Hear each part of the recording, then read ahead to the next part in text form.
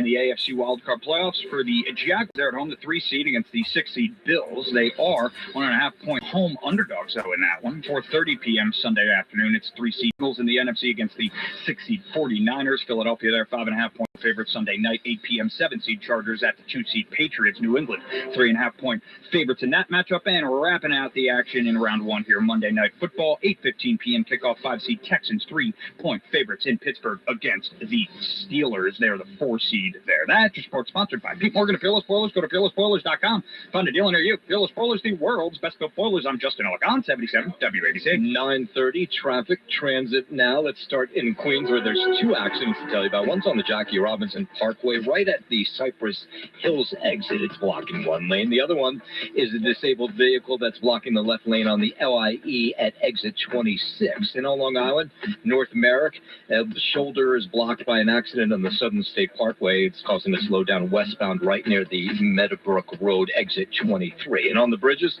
and tunnels, everything's A-okay. You're not going to have a lot of problems. 5 to 10 minutes, George Washington Bridge, whether it be the upper or lower. Same holds true for the Lincoln and Holland tunnels. On New Jersey Transit, there are alerts this morning on the Main, Bergen County, and Northeast corridor lines on the LIRR.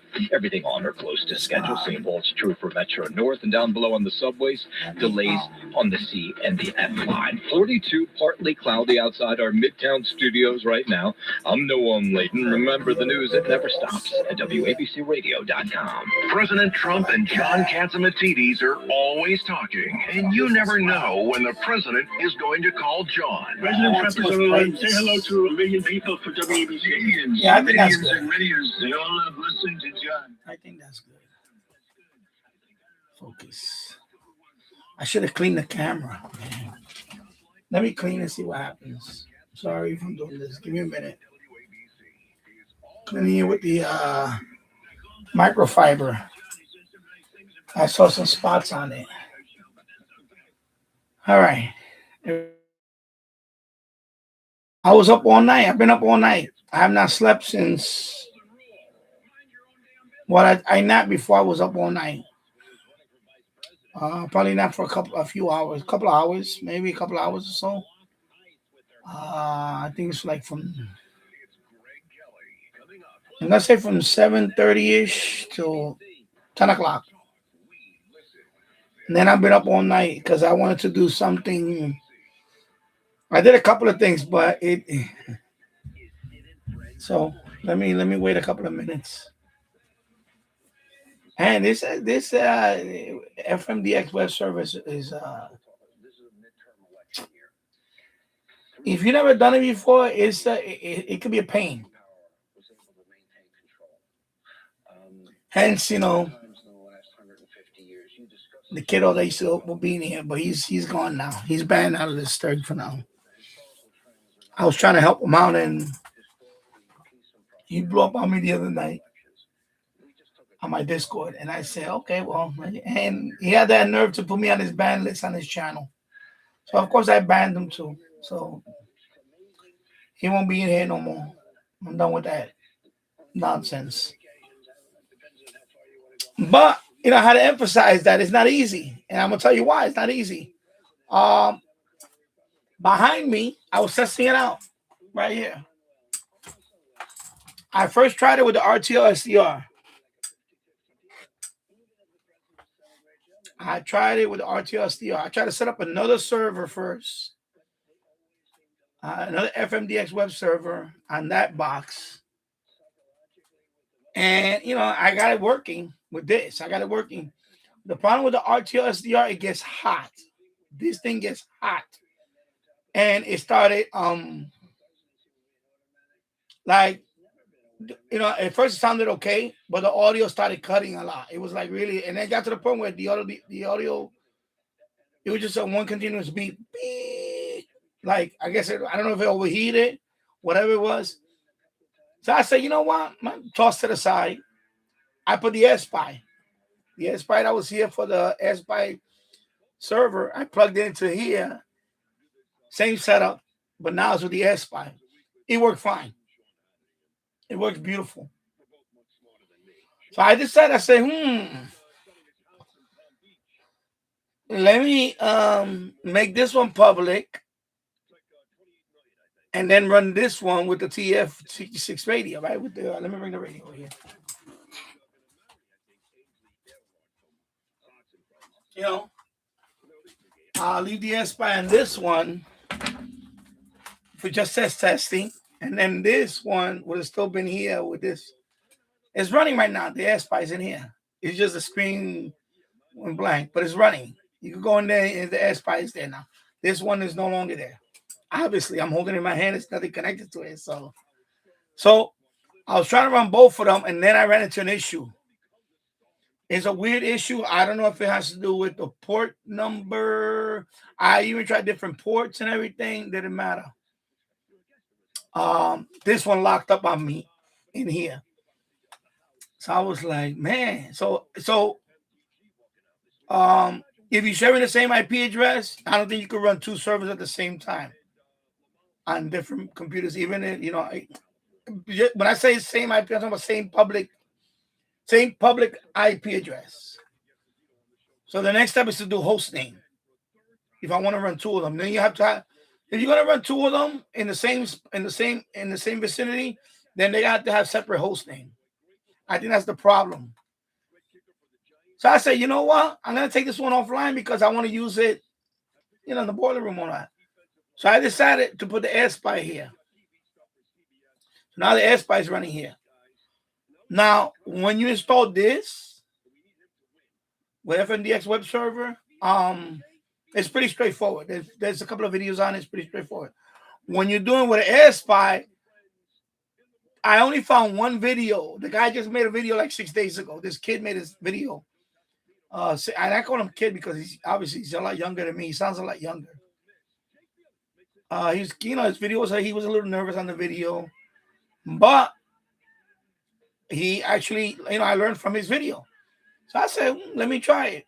And it worked. The only thing with the AirSpy, with this radio, you have to turn on the radio, obviously. The radio has to be on, connected to the, with the sound cable or the audio cable and the USB, obviously. So this is the COM port. This is the audio, right? With SDR, there is no audio out. And when you connect it to when you connect the SDR to the computer, there's no COM port. It's just a device. It's just a USB device. It doesn't assign a COM port. So you have to install a couple of extra things. And guess what it is? Virtual audio cable, because there is no audio cable. Remember, there's no audio cable. For SDR, you have to store virtual audio cable. And you also have to do, there's another program. It's called VSPE.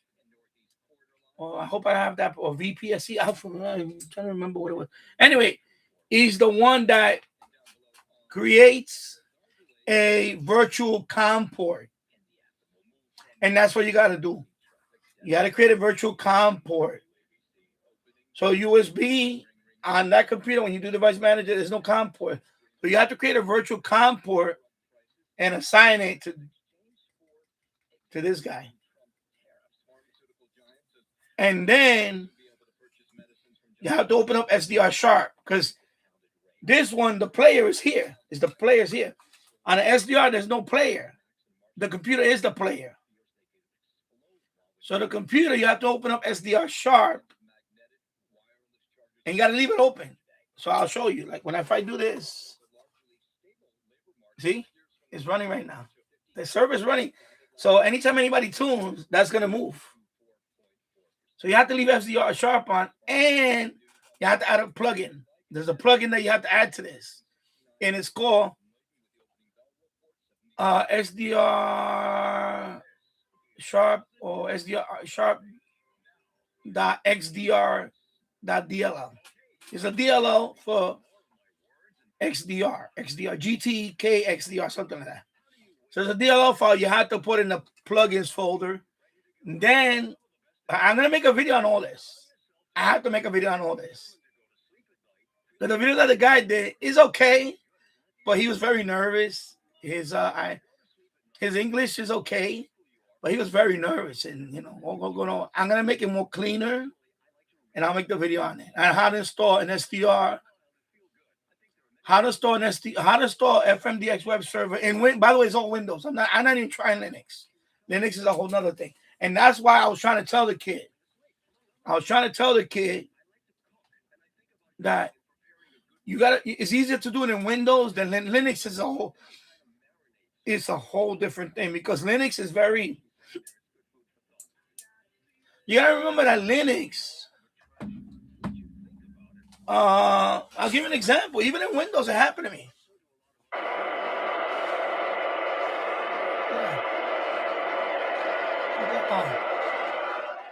Oh. I turned it on by mistake. Sorry. I was like, what the hell's going on? I turned it on by mistake. This thing is so sensitive. That's the other thing. That's the other reason why I took this offline, because I'll explain later. I'll explain later about this too. But sorry about that. But where was I? Oh yeah, Linux. So I'm trying to find my two little sound cards. Where are they? Right here. One. Where's my other one?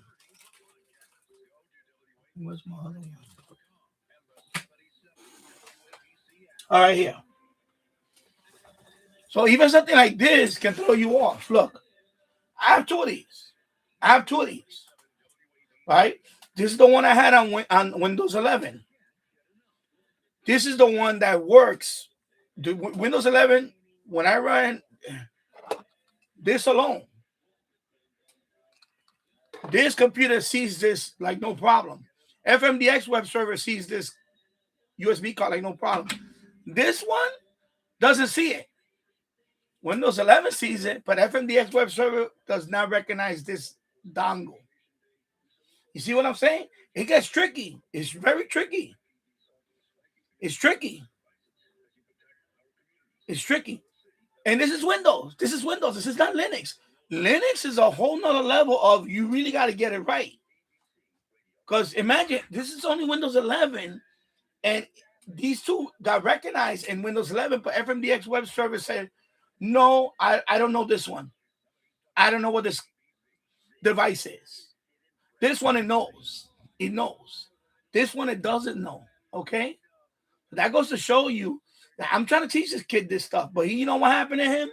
And I'm going to say it. I keep saying it. The kid, he's a smart ass. He talks a lot. He chats a lot. He puts all this, I'm going to do this, I'm going to do this. But he doesn't listen. And he was breaking his head over this RTSDR that he just got. He's been crying about it for months. Oh, I'm going to get a TF web server for my Christmas present. He didn't get it. He bought the RTSDR version 4. He couldn't even get that to run. And basic thing number one, with any server, but especially a Linux server, you got to get all the drivers right. You cannot, if one thing doesn't work, nothing's going to work. That's it. That's the way it is. Even in Windows, same thing. So I'm telling you right now, that's why I was trying to tell the kid. I said, listen, we're going to get a Chromebook. I said, listen, get a fucking Windows PC. First of all, I know Linux. No, you don't know fucking Linux. You dabble a little shit here and there. That's not fucking knowing Linux. Okay? And I'm trying to explain to him, but he don't fucking listen. He didn't fucking listen. I'm being honest with you. He didn't listen. So, to the point where the other day I was like, yo, what's up with your server, bro? When you're going to put it, you keep saying you're going to put it on it. Then he blew up on me. He's like, because he put up some command thing that it wasn't even right. I told him, I said, it's not even right. You're not putting a. He went off on me. He fucking cap lock, called me a bitch and everything. I said, okay, well. Okay. Well, there you go. Well, goodbye. This is why I'm telling you guys. The guys that know me for a long time here. This is why I'm done with teeny boppers in this chat. So I'm gonna make a rule. If you're 16 is the cutoff here. If I find out you're under 16, you're gonna be banned here. You're not gonna be in this chat no more. 16 or over, I will leave you in the chat. Anything under that, if you tell me, if you slip out of your mouth, or if I find out you're banned, automatically you're banned out of here. because I don't want to deal with that. I don't want to deal with this kitty shit no more. Because this kid also is a drama queen. I try to explain to him that when you piss off the community, nobody's gonna help you. And that's another thing that happened to him. He can't keep his mouth shut. He goes around every server and goes in the chat and starts trouble. Including what I said last time, what he said to Mike. And I read all that shit. I read it on the FM DX Discord. And, to the point where Mike had to call the police. Because the kid was, I don't know, something's going. And it's not the autism. I'm sorry. There's something deep going on with the kid. He has a lot of anger issues or whatever the hell is going on with him. So I said, I'm not dealing with that. I don't want to deal with that here. God forbid something happened. I'm being honest. God forbid something happened to the kid. And then they're going to start going through everybody. Oh, who knew this kid? Who spoke to this kid last? And I don't need that. I don't need that drama in my life. Believe me when I tell you that. I don't need that shit in my life. I don't need that. And that's why when he went off on me that the other night, I said, well, you did it to yourself, because all I got to do is I'm going to click on one button. You're out of my Discord. I come here, your name, I click on it, you're gone. On TikTok, well, I don't follow him on TikTok anyway. I don't follow him on anything. Even here, I didn't subscribe to his channel. His old channel, I subscribed, and I left the channel a long time ago, and he deleted it anyway. So I'm done. You see, and then the server, I banned him. The IP address, boom, bye. He tried to connect this morning. And last night, tried to connect. I see it. I see his the Connecticut IP address, whatever. He did it himself. But I'm done. I'm done with that, folks. I'm done with that. I don't want no more teeny boppers in here. So all you people out there that subscribe to my channel, if you're under 16, don't come to the chat. I don't want to see you in the chat. That's it. You subscribe to my channel, watch videos, I don't care. But no more live. You're not going to be in my live streams no more. That's it. I'm done with that. I got to put my foot down. That's it, because you know what? This kid, for example, he's a drama queen. He's a drama queen. I don't care about the whole spectrum, whatever. I get it. And I gave him the benefit of the doubt. Everybody, and Tasso and everybody, I told him. I said, I give you the benefit of the doubt, because the more he keeps sounding out, I said, you know what? I don't got time for this. I don't got patience. I can't. So that's why I had to cut him off. That's it. But I was proving I proved my point with Tasso and them. I was telling him this is not easy. This thing is not easy. The documentation out there is poorly written. The videos that are out there are poorly, done. So unless you have a foundation on setting up just a server in general and things like that, you'll get it. But if you're new to any of it, you're gonna have on a scale of 1 to 10, it's like an 8 or 9 to get this thing running. Okay, I'm being serious. I this is a Windows 11 machine, and I broke my head because of these two things with the original TF. But anyway, with the SPI, once I did it on this machine, I learned the steps. Then you got to do it here. It's just now it's there. Now I need to write it down and put it like in a format where I could walk you through it, and then I'll make the video. And is there a difference? For me, there is a difference.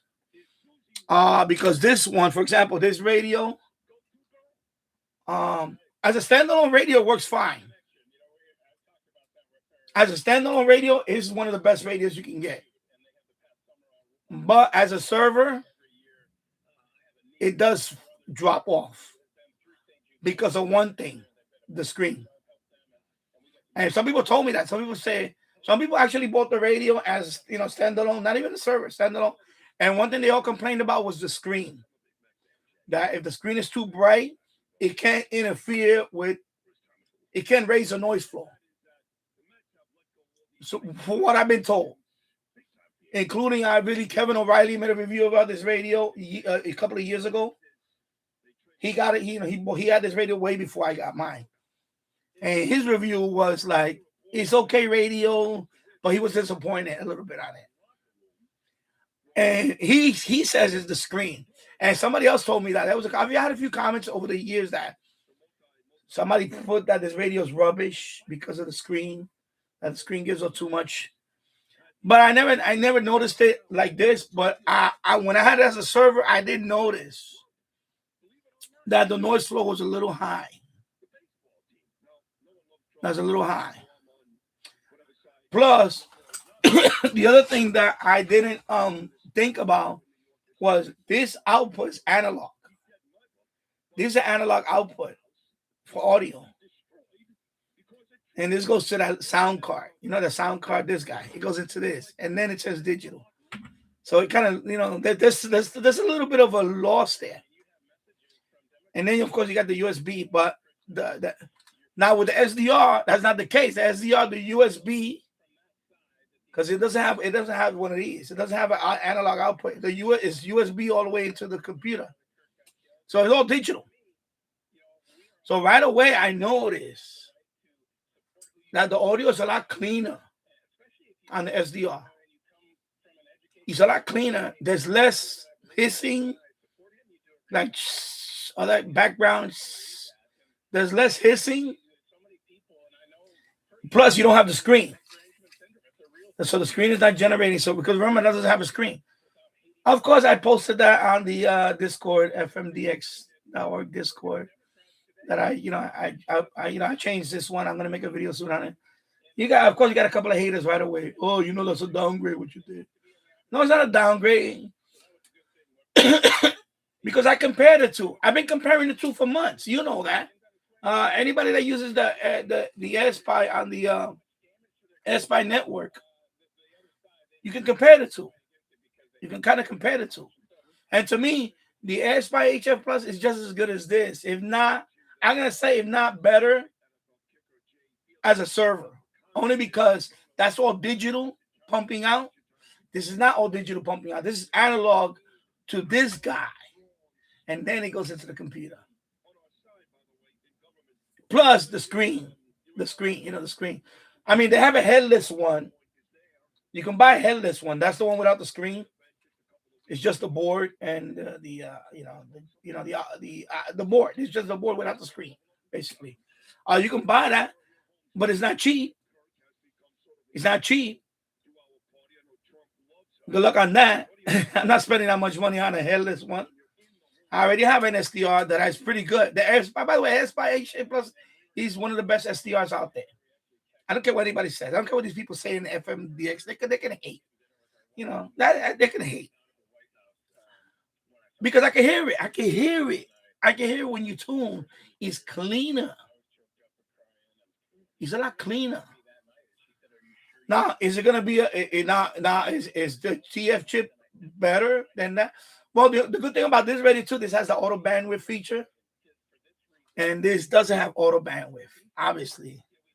I mean, can I put the bandwidth switch on and let people fuck with the bandwidth?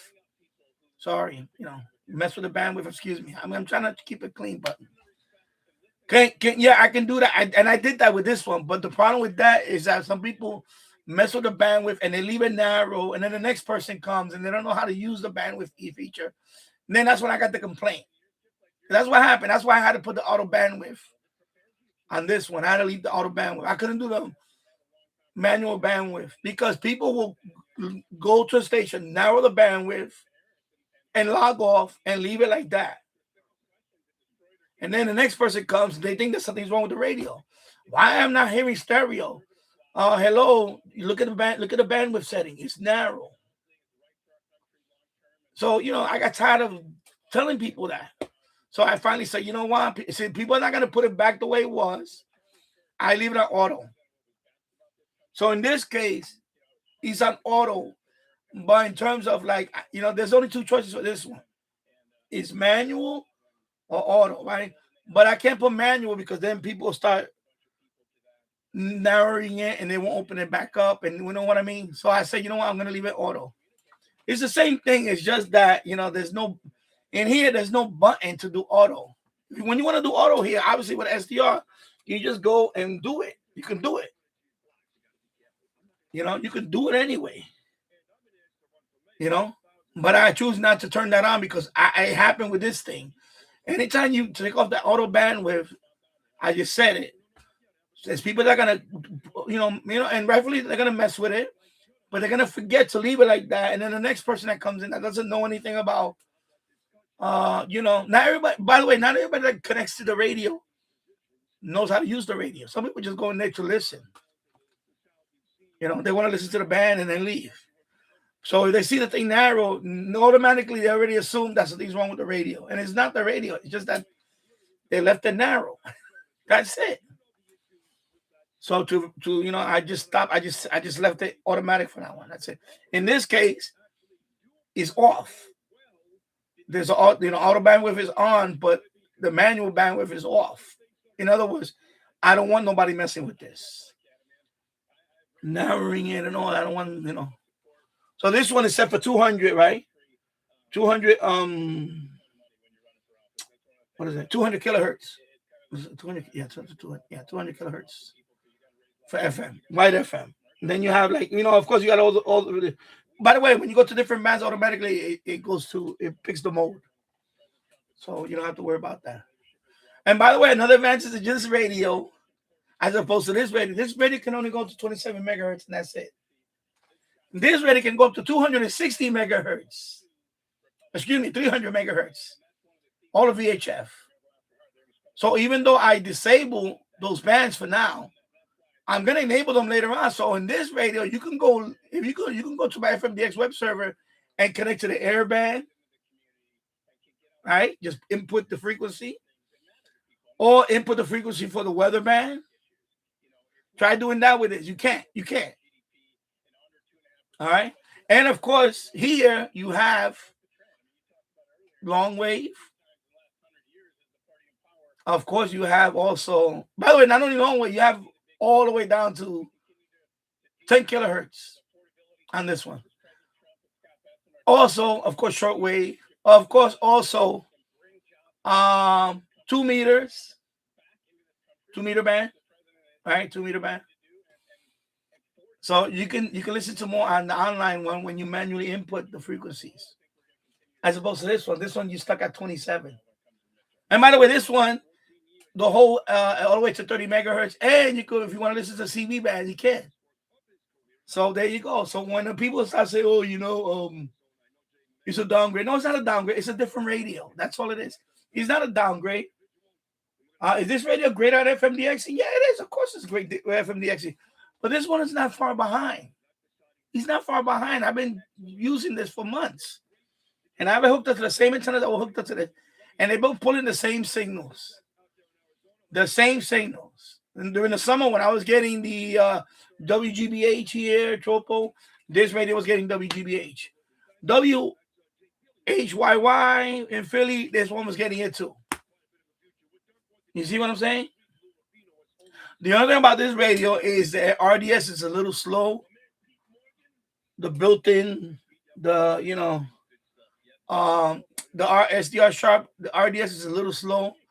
There is another app that you can put with this called RDS Spy, but I don't really need it because I have the database for the FM DX Webserver. So it does pretty good. Once it locks in the signal, and the RDS is correct. So this one might give it a slight edge, lock it in. Locking in a little more. Because this one, the bandwidth goes up to 300 or 200. Can I make this wide? Can I make this wider? I can. But, 200 is fine. Is it, there's pros and cons. Yeah, there is some. But I noticed that it's a lot cleaner. So far on the AirSpy. So, plus, I want to give this one a break because I'm noticing now that a couple of things are happening. Since I've been using this a lot here, I notice the knobs are getting more. They're getting more. There's more wear and tear on it. So I'm trying to prolong the life of this thing. So, and since it's always plugged in, the battery is being charged all the time. I shorten the battery life in here for sure. I pretty much shortened the battery because this thing was plugged in sometime for days at a time. But more recently, just a few hours here, a few hours there. But still. Now with SDR, I don't have to worry about that because it's just plugged into that USB. The USB gives it power. You know. And actually, like I said, I've been around to a bunch of these FM DX web servers. The ones that have like the RTL SDR, and they're not that bad. They're not that bad. The RTL SDR is not that bad, especially for FM. FM is pretty good. But the problem that I found with this one is that it overheats fast. This thing gets hot fast. So that's the thing about this one. As a server for this radio, you know, unless you're gonna put heat sinks on it and things like that, I don't know. I don't know if I want to use it. But I actually, because I tried it on this machine and it locked up on me. But when I put that one in there, it worked fine. So the AirSpy works pretty good. So I'm letting it run all day. I'm gonna let it run all day and see if it doesn't crash. So right now SDR sharp, you see, is running in the background. And then let me minimize it. And then right now you see somebody was connected and they disconnected. And it's running fine. So I'm gonna get this one a break. I'm gonna put this one in the boiler room and hook it up to the with the wire. I'm gonna hook it up to the Turkey Advantage and DX at night with it and things like that. I'm gonna give it a break. And I'm just gonna keep the AirSpy for now. Just keep it there for now. And then I was gonna do a second server, but I'm not gonna do it now. I thought about it. I'm not gonna do it now. I'm gonna let me try the AirSpy for a while, see how it happens. And so I'm not gonna buy a second one. I was thinking about buying a second one. I'm not gonna buy it now. I probably I don't know what I'm gonna do. I was thinking about. I'm just thinking about actually getting a small Windows 11 PC and try it out because I want to have Windows 10 on this one right now. I got Windows 10 running on this other one and working fine. The other one with the Hancock, I took it off. It's right there. But I think for now I'm just gonna keep the AirSpy one. That way I can make the video on this one, and then at some point I may bring this one back just to make the video, and then that's it. But I don't know if I want to buy a second one. I'm thinking about it now. Depends on the price and all that. We'll see. But yeah, so the kid posted a video. I'm gonna put a link and the end of the live stream. I'm gonna put a link to his video in the description if anybody wants to see that one. I left a comment on his video, and he doesn't know that I'm gonna share the video, but I'm gonna put the link. And then eventually I'll probably make a video, the same type of video, but I'm gonna go a lot slower than he did. Because he was very nervous. He only has like 200 subs, I think. So, I said, I'm going to give him a shout out. But yeah, it's working now. So now I got the AirSpy working there. And it's connected to the FM antennas, though. It's not connected to the MJ. The MJ 1886 is not connected to anything now. What I may do with that one is I may hook it up to this one, to the R2000. I may just switch that one there. I don't know yet. Maybe. We'll see. Hello, James Farley. Hope you're doing well. Happy Friday. So, yeah. So, I banned the kid. I had to ban him. He actually did me a favor. He banned me first. He banned me first on his channel. If you go to his channel, he got me on a ban list. Remember the stupid ban list I told you that he was doing? So he put me on the ban list. He banned me from his YouTube channel. I was like, okay, well, you want to play that game? Okay. So I banned him from here. He's banned from using my server. He's banned from everything. Now I don't want to see him. And if he comes with another account, I'm gonna ban him out of here. He's gonna show with another account, just like the other kid did. Because they can't help it. They can't help it. I'm a great streamer. I'm a great guy. You can't help it. He tried to connect this morning to my server. He tried to connect last night to my server because you know why? Because how can you know what I'm saying? And I'm not gonna take him back. I'm done with him. I was like gonna let him make him pay for a little while, and then I'll bring him back. I'm not gonna bring him back. I don't want to deal with him no more. You know, he's gonna learn. He's gonna bitter pill. What do you say? Bitter pills to swallow, whatever it's called. Yeah, he's gonna learn. He's gonna learn his lesson now. You know, I try to help him out. You know, James knows it. I told, you know, I kind of took that kid like a son to me. But he has a foul mouth. No, he has a foul mouth. You know, I can't say what I can't say what he posted on other people's chat because is you know, I'll get in trouble. If I say what he said, I'll get in trouble. You see how bad it is? You know, I at some point I thought the kid maybe had Tourette's syndrome. You know, Tourette's syndrome, people curse like crazy. Like I remember this woman she's a young young woman on TikTok, and she curses like crazy. She has Tourette's syndrome though. And she's like, butter your biscuit. I don't mean to make fun of her, but that's what she says a lot. Butter your biscuit. I don't know if you ever heard of her. She's on TikTok, but she's on YouTube. I think she has a YouTube channel too. But she talks about all that. So she curses. But she says that a lot. Butter your biscuit. She's like, butter your biscuit. So I'm thinking this kid got some kind of Tourette syndrome, or he's bipolar, and I think that's what it is too. I think I told Tasso, I said I think this kid is bipolar because he goes from 0 to 50 in anger, like boom. I mean, you think I go 0 to 50? This kid goes 0. I mean, wow. I mean, the stuff that he wrote on people's chat, like my God, they still let. But see, Mike had to close his chat because he posted some crazy shit on Mike's stuff, and Mike had to call the police. He had to call the police because the kid threatened himself. Now I only can say like that. The kid threatened himself, and I'm gonna leave it at that. I can't say the words because you know YouTube algorithm is crazy, and they could penalize me for that. But that's what he did. So Mike had to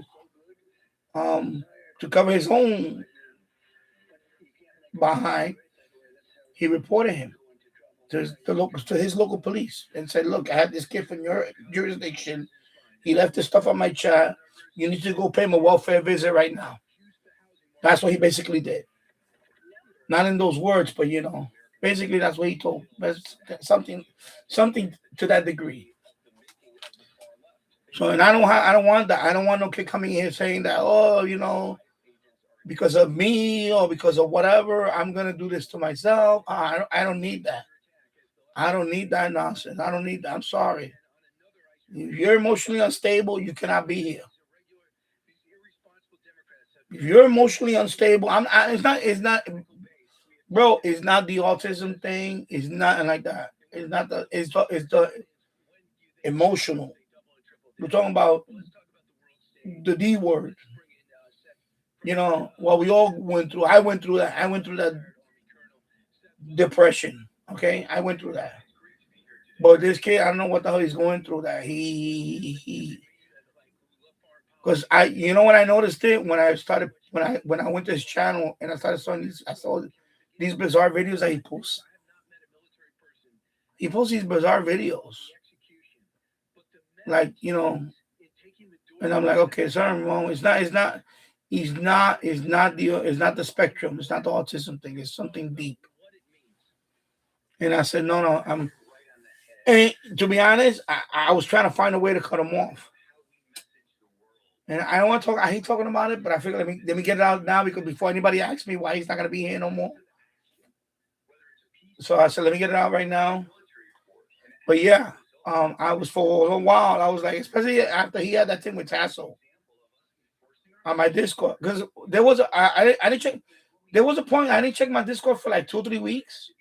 Literally, I didn't check my Discord, and I went in there and I saw a whole bunch of stuff that he's cursing Tasso out over some thing about cats. So he called Tasso all these names.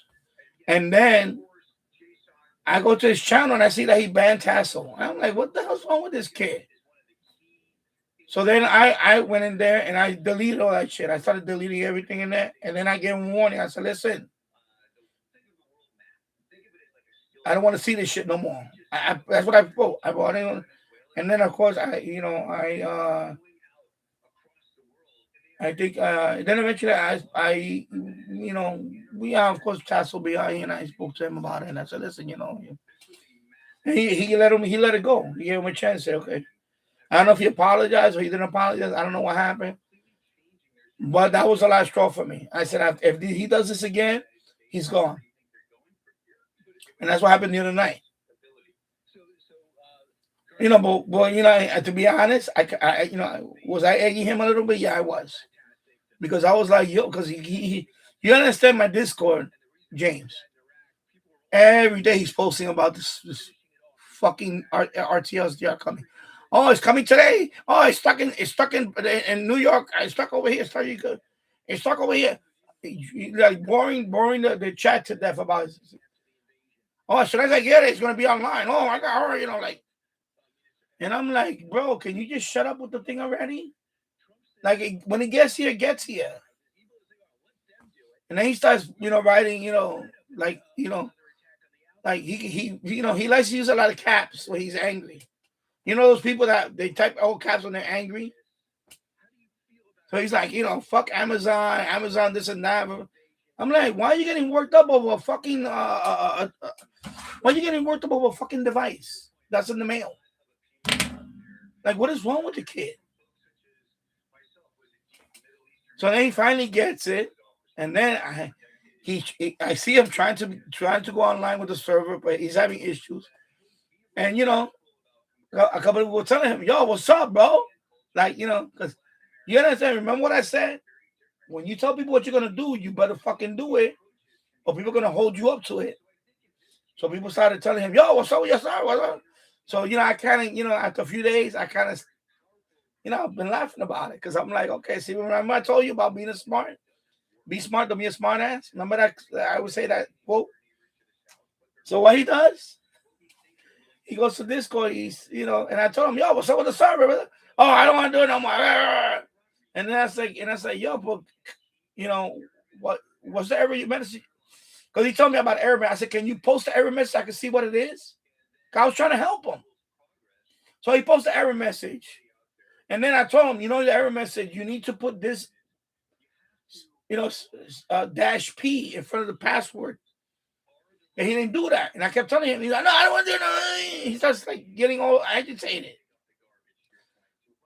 And then I laughed at him because I said, your password is Chicopee Radio 2009. That's your password.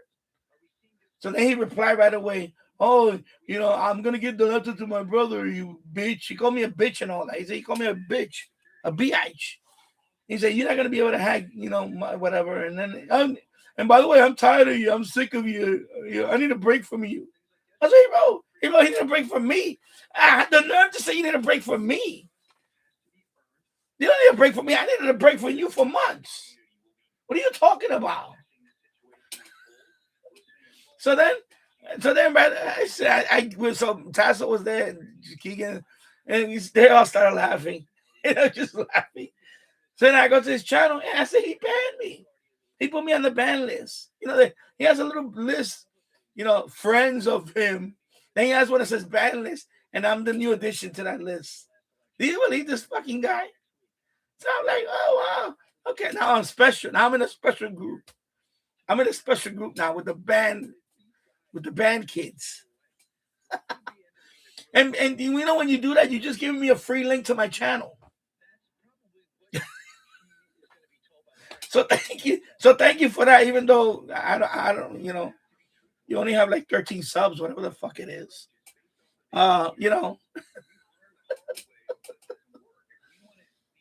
But seriously though, this is what I get for helping people. You see what I'm saying? Yeah, James, remember when I even gave him access to the server and he fucked that up? Like the guy just fucking. Yeah, he thinks he's slick, exactly. But he, because what happens is I've been watching, I've been observing him. I don't say watching because it's not like I'm stalking him. But like when I go into the fmdx.org, I see no, not even because he doesn't dare to go in there because they all can't stand him. When he goes to Todderberg, he's in Todderberg's Discord. And he's always posting everything in Todderberg. I'm gonna get my service soon.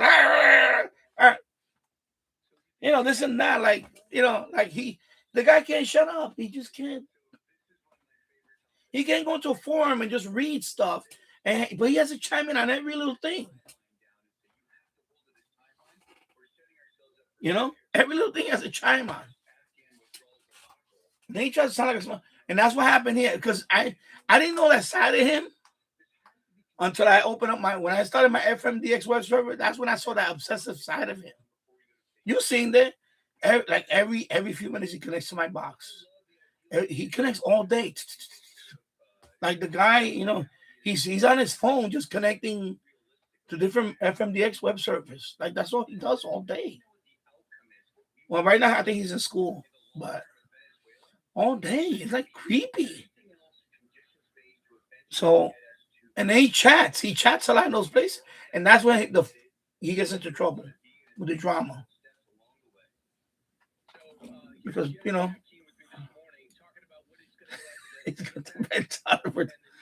yeah, but I think I don't know. But because Todderberg doesn't stream, so that's why he probably won't. You see over here, since I stream, he drops by here because you know why? He's gonna ban him eventually because he's been on Jill's chat lately. So you know how like Jill's banned the other kid. If this kid doesn't shut up in there, he's gonna get banned in there. Because the first time he came on my channel, I banned him because he was cursing.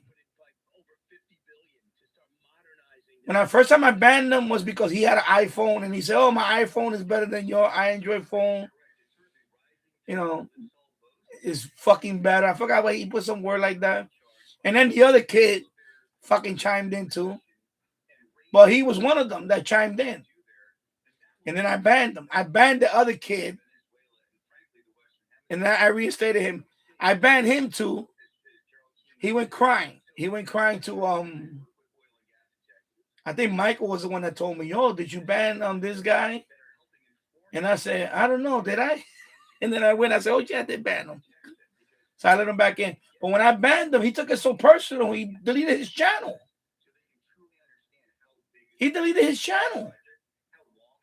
That's when right there, I should have said, you know what? I don't think I should be.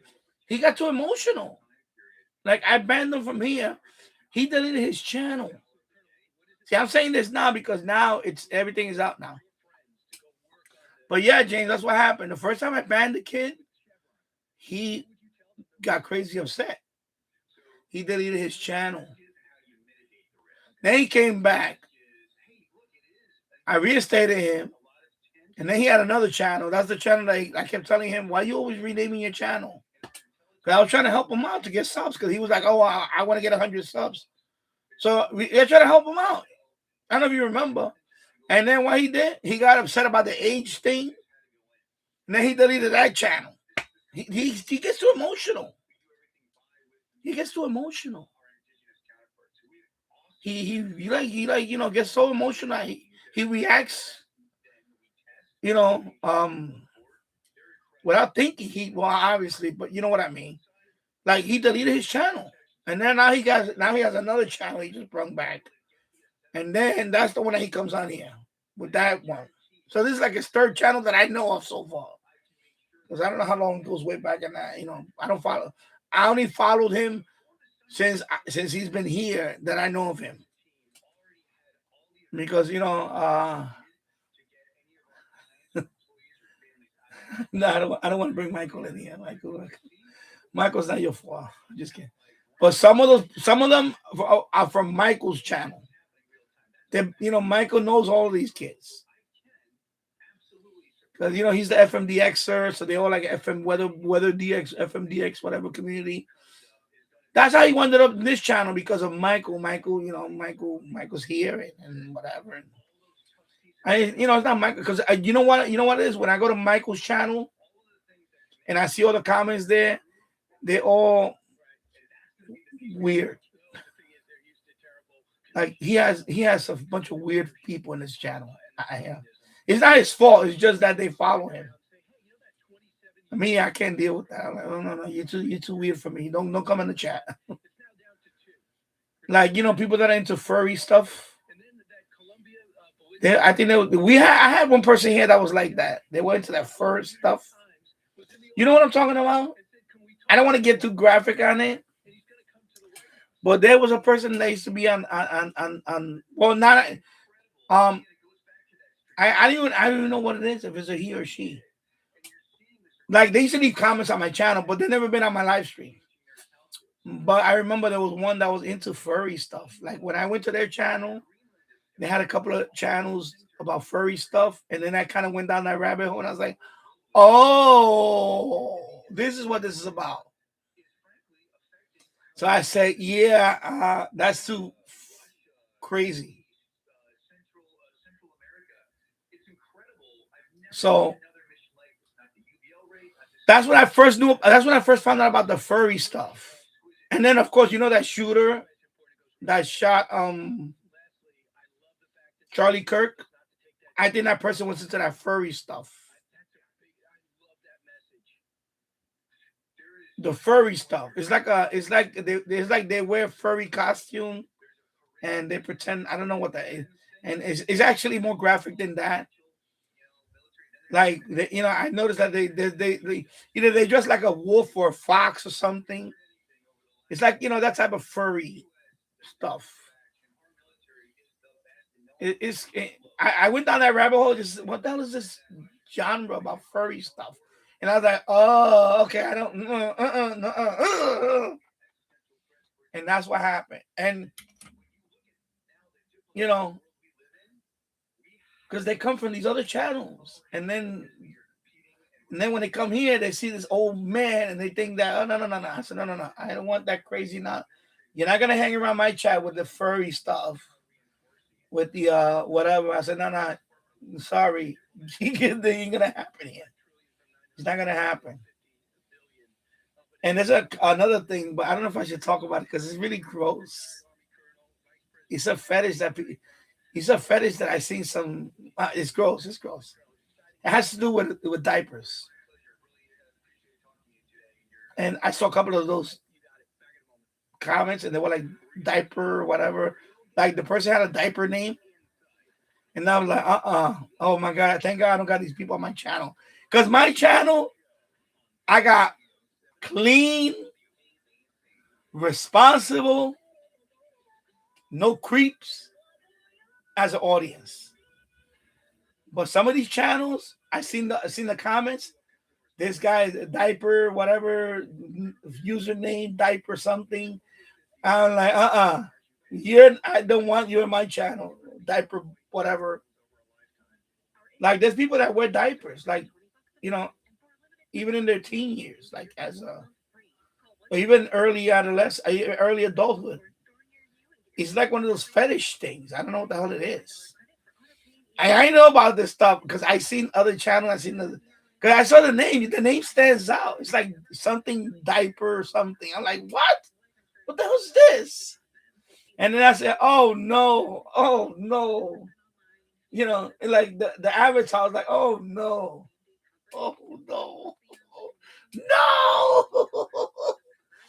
So I know. I said, listen, I don't want my chat to be like that.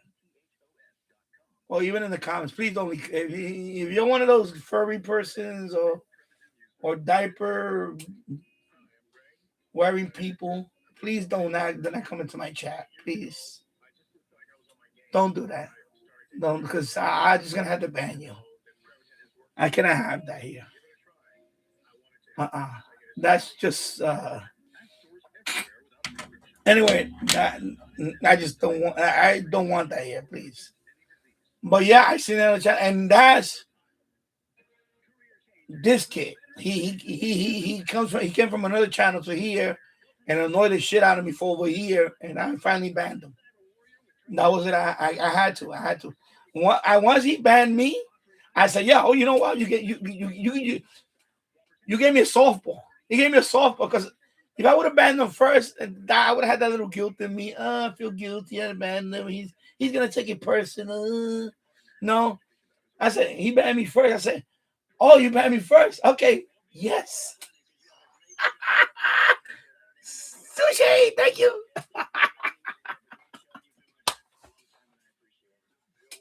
Anyway, so that's it for him. He's done. He's done on this channel. Now, of course, tomorrow he'll be on the other channel. I may stop by there and say hello.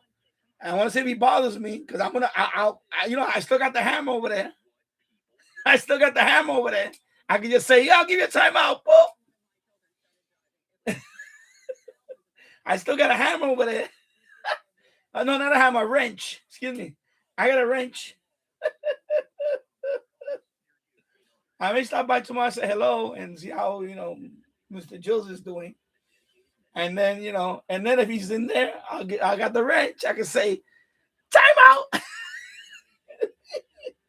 Because if he says anything to me, I hope he doesn't say anything to me. And I say, okay, because, that's it.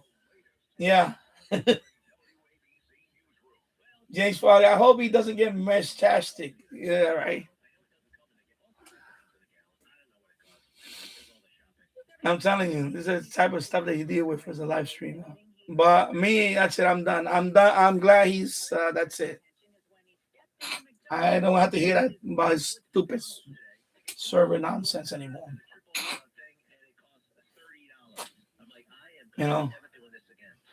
Hello, Glenn Dansler. I hope you're doing well. Happy Friday.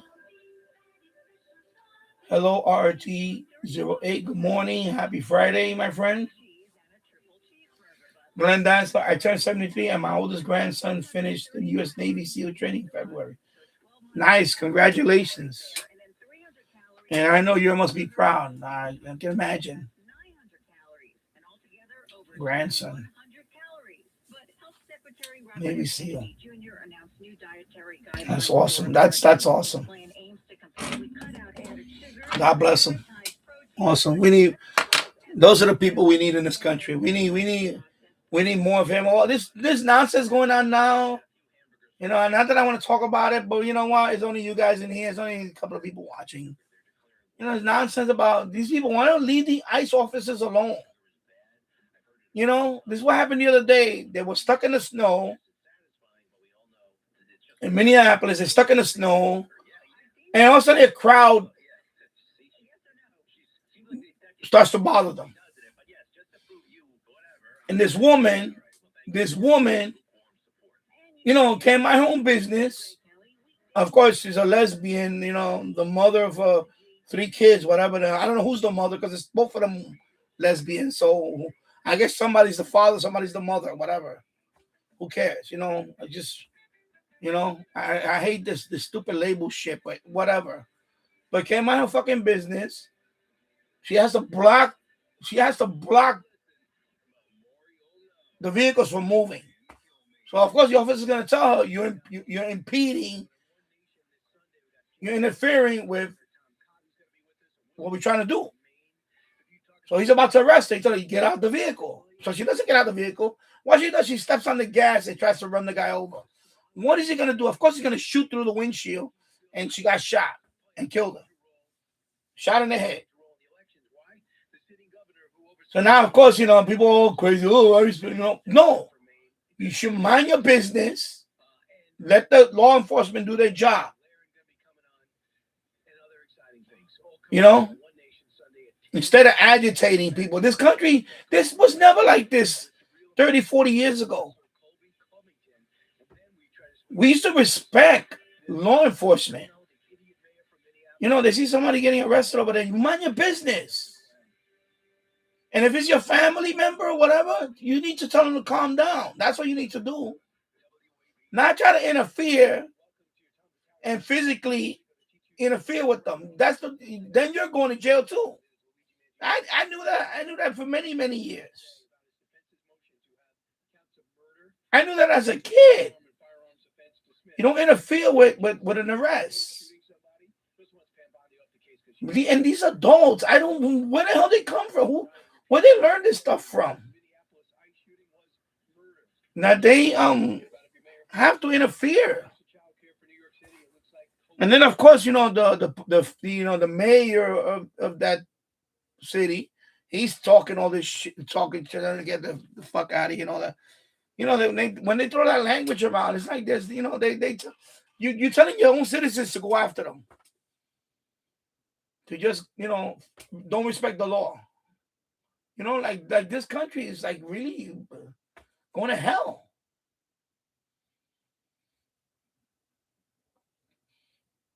It's unfortunate. Remember, 75 million people voted for the other one. Voted for the cackling idiot. 75 million actually voted for her. Except he got more.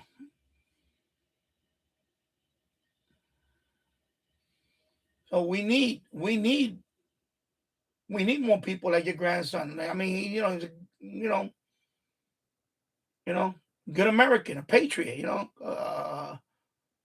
He understands. These people, they're lost. I don't know what's wrong with these people. I mean, and I'm not trying to understand them. Believe me, I don't want to understand them. You're a grown woman. You have 3 kids. Why are you out there bothering law enforcement, risking? First of all, that's irresponsible. If you're a mother or whatever parent, I don't know what the fucking gender assignment is for one of these two. Mother, father, I don't know what the fuck it is. But you know what? There's a primary responsibility if you have kids. The last thing you want to do is first thing, when you have kids, the last thing you want to do is just get locked up. Right? Let's go in that order. Just get locked up. If you're a parent, you should have no business risking yourself getting locked up. But she took it a step further. She got herself killed. So that tells me that this person didn't prioritize the family. She was so crazy with with the liberalism. With the liberals, we got to stop ICE. Oh my God, we got to stop them. She's not even thinking about her kids in school, because I don't know if the kids were in school that day or they were home, whatever. She's not even thinking about that. All she's thinking about is her ego, her crazy fucking ego, with the bull earring nose and fucking whatever. The derangement, Trump derangement syndrome. Oh, I just gotta stop ICE because I wanna come on Instagram and get a lot of likes because I wanna be a heroine, a hero, Instead, she got shot. Talk around, you found out. That's what happened. I mean, thank God we have people like Glenn Danzler's grandson.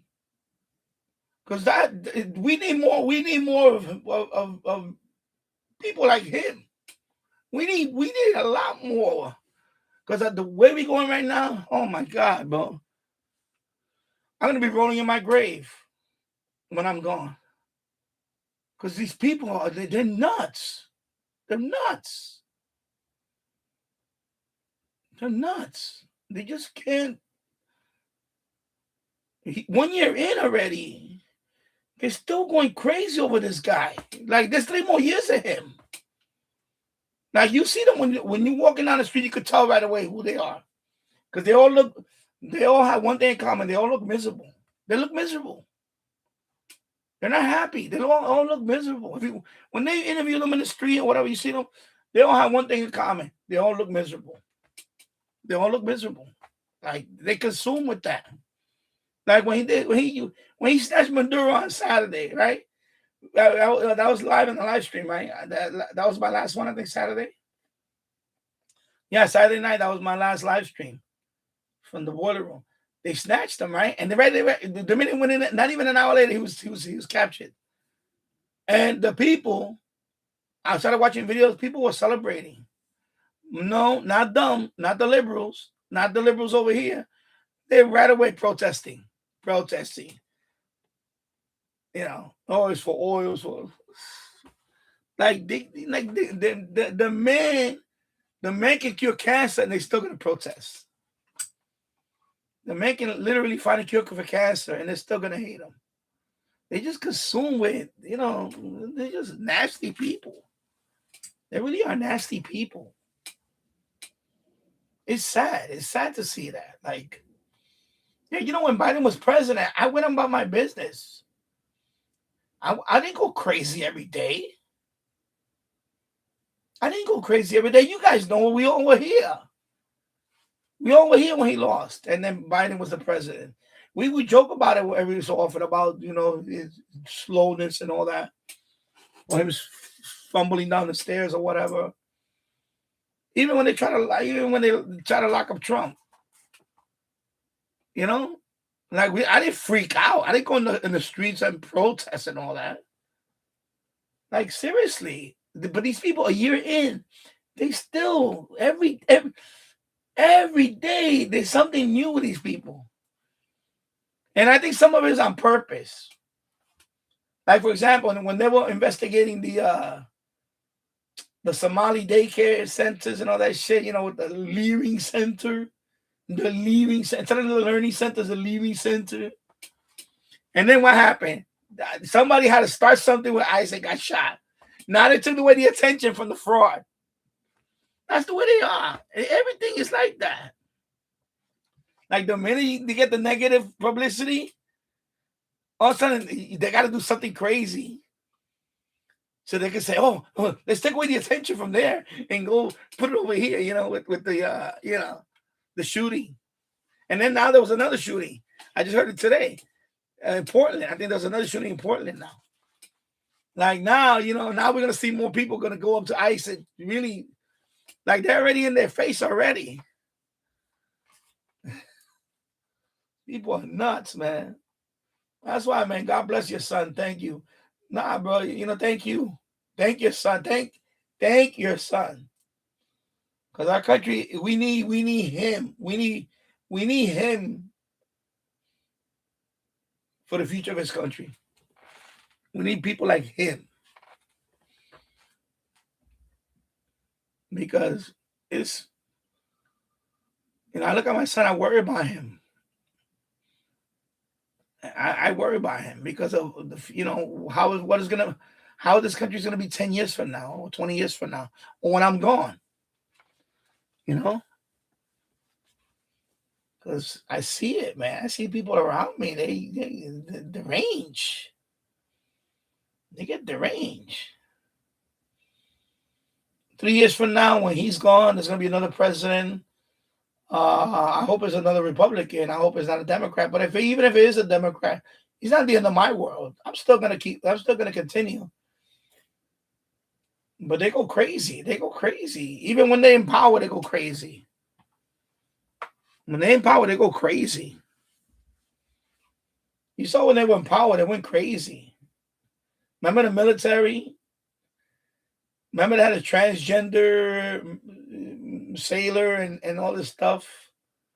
Remember how crazy they went? Remember the White House when they had some kind of celebration, and they had the transgender come out right there in the White House, and like these fucking people, they're fucking sick. I'm sorry, I don't care. People don't like it. I'm gonna use this forum to talk about what I want to talk about. I don't care if people don't like it. I don't care. Because you know what? We need more people on our side to just say like it is. I mean, look at Europe. Jesus Christ, look at Europe. Look at England, man. They have these laws now that even if you post something, they can come after you. Even if you post something that might be offensive, they could put criminal charges on you. In England. I just heard on the radio like a week ago or so, they sent to somebody to 8 months.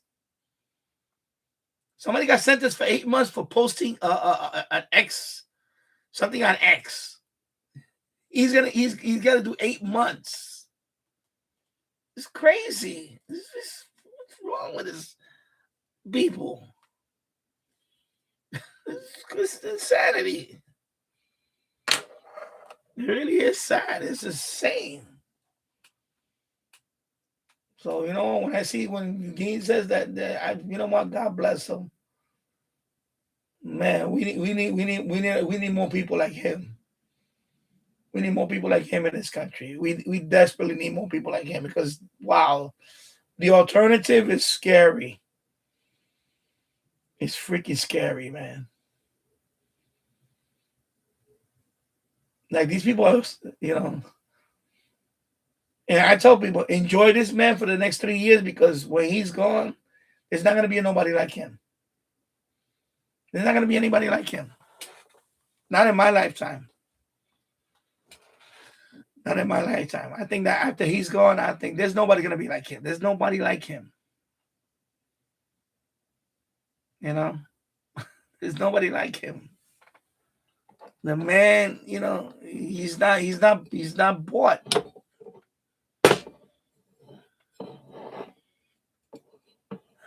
When you can make people go crazy like the way they do with him,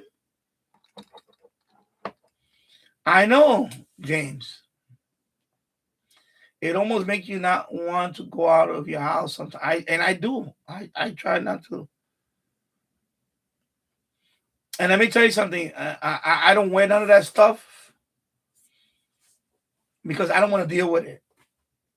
As much as this time I thought about buying the cap and everything, but I don't want to deal with it. I don't want to deal with it. Like, and remember back in the days.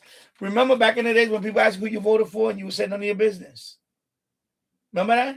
Remember when, years ago when you voted for somebody, you never told who you voted for. You just said, no, none of your business. Now it's like, of course, in my case, like, for example, even the get-together, the birthday party. I see a couple of people said something, and I was like, I was biting my tongue. I was like,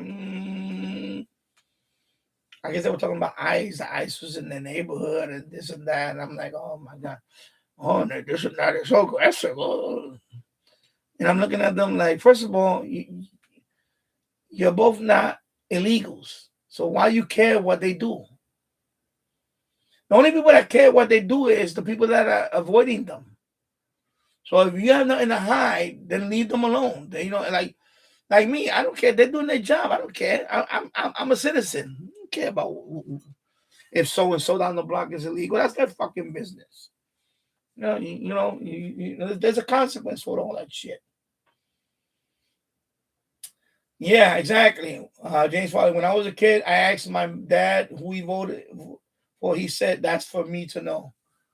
Yeah, exactly. Like back then, you didn't tell people. You were just like, Now, of course, they have to, they have to tell people, well, if you voted for this one, you're a Nazi or whatever. This nonsense. You know what I mean? Like now, it's like That's why I don't. I could put a lawn sign next to my house.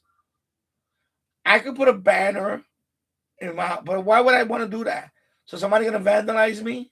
It's not. To me, I don't want that. I don't want that headache. Because people can't control them. People can't control. Especially people like that. They have no control of themselves. They're nuts. Same thing that what happened with the Teslas. Remember early in the year, if you had a Tesla, even if you was even if you voted a Democrat and you had a Tesla and you park it somewhere, your chances are I was going to get keyed. They're going to key the Tesla. Like, people are insane. This is crazy. And then, of course, that Chinese guy that firebombed the whole dealership. Like, and right now he's facing like a lot of time. They consider that a terrorist act. He's facing like 30 years now. And over a temper tantrum. Like, was it worth it to spend maybe 25 to 30 years of your life in jail? And he's a young guy. He was like in his early 30s.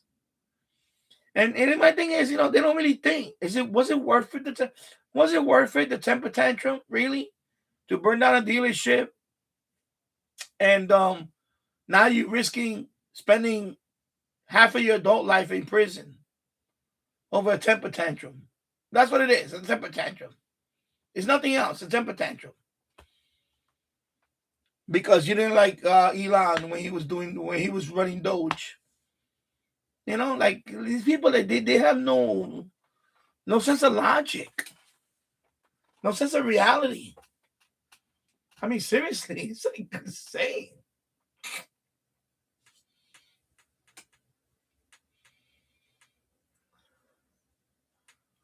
Yeah, James Farley. I said, I don't know if you said, I sent the letter. Okay, I sent the letter to the White House to get an autographed photo of President Nixon. And when I showed my dad, he goes, "That's nice. Yeah,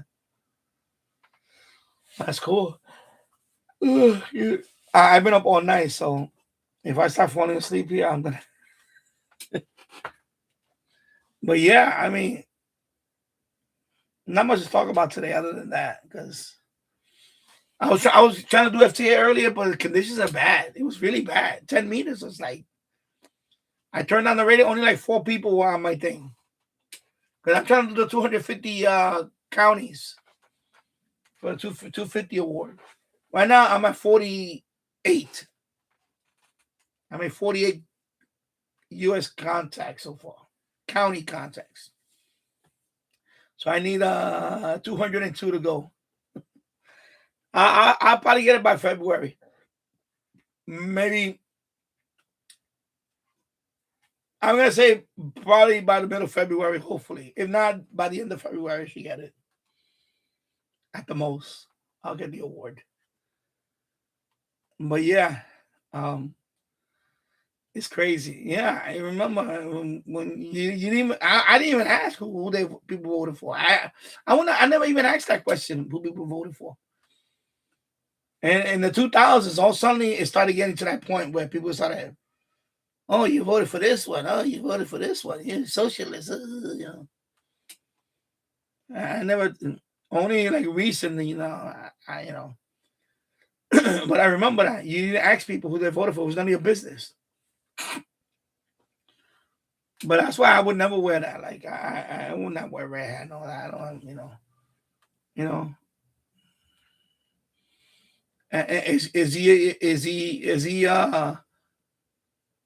Is he perfect? No, he's not perfect. I knew the man was a player. The man been married 3 times. He has like three different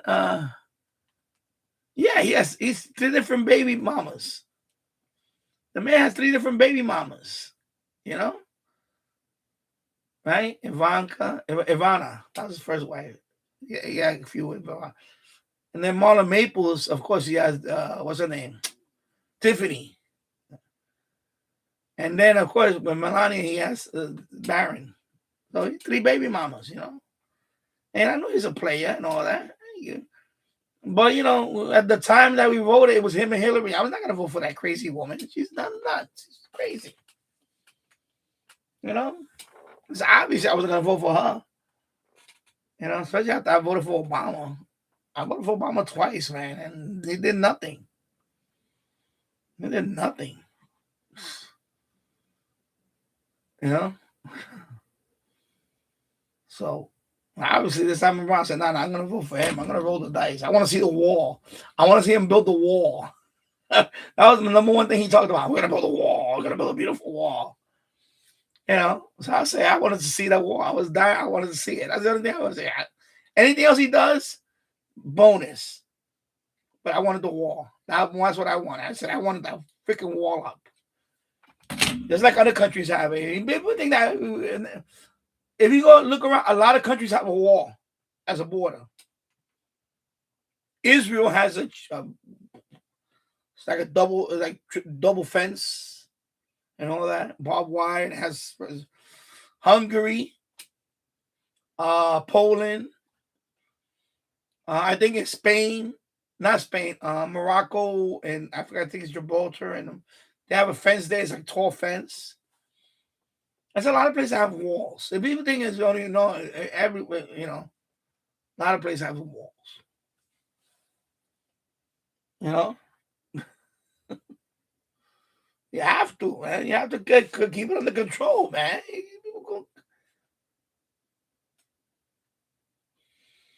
James Farley, yeah. Back in the day, people used to hang paintings of their president in the house. I know, right? You can imagine, you know. But yeah, that's true. People used to do that. James Farley, Hungary. We're talking about Hungary. But yeah, I can see them trying to get rid of all the criminals. No, I know, like there's some countries that really like I think in the European Union, they were one of the first ones that said, no, we don't want all these. We had enough, no more, because they were flooding from Africa into Europe, and European Union was sending them all over Europe, and Hungary was like, no, no more. They built a nice looking fence and said, no more, no more. You're not coming in here no more. I say they had to really build a fence. It's like a double chain link fence with barbed wire and all that stuff, with sensors and all that. You're not getting into. You're not just gonna walk into Hungary now. So yeah, and when he said it back then, people would call him a racist when he said that.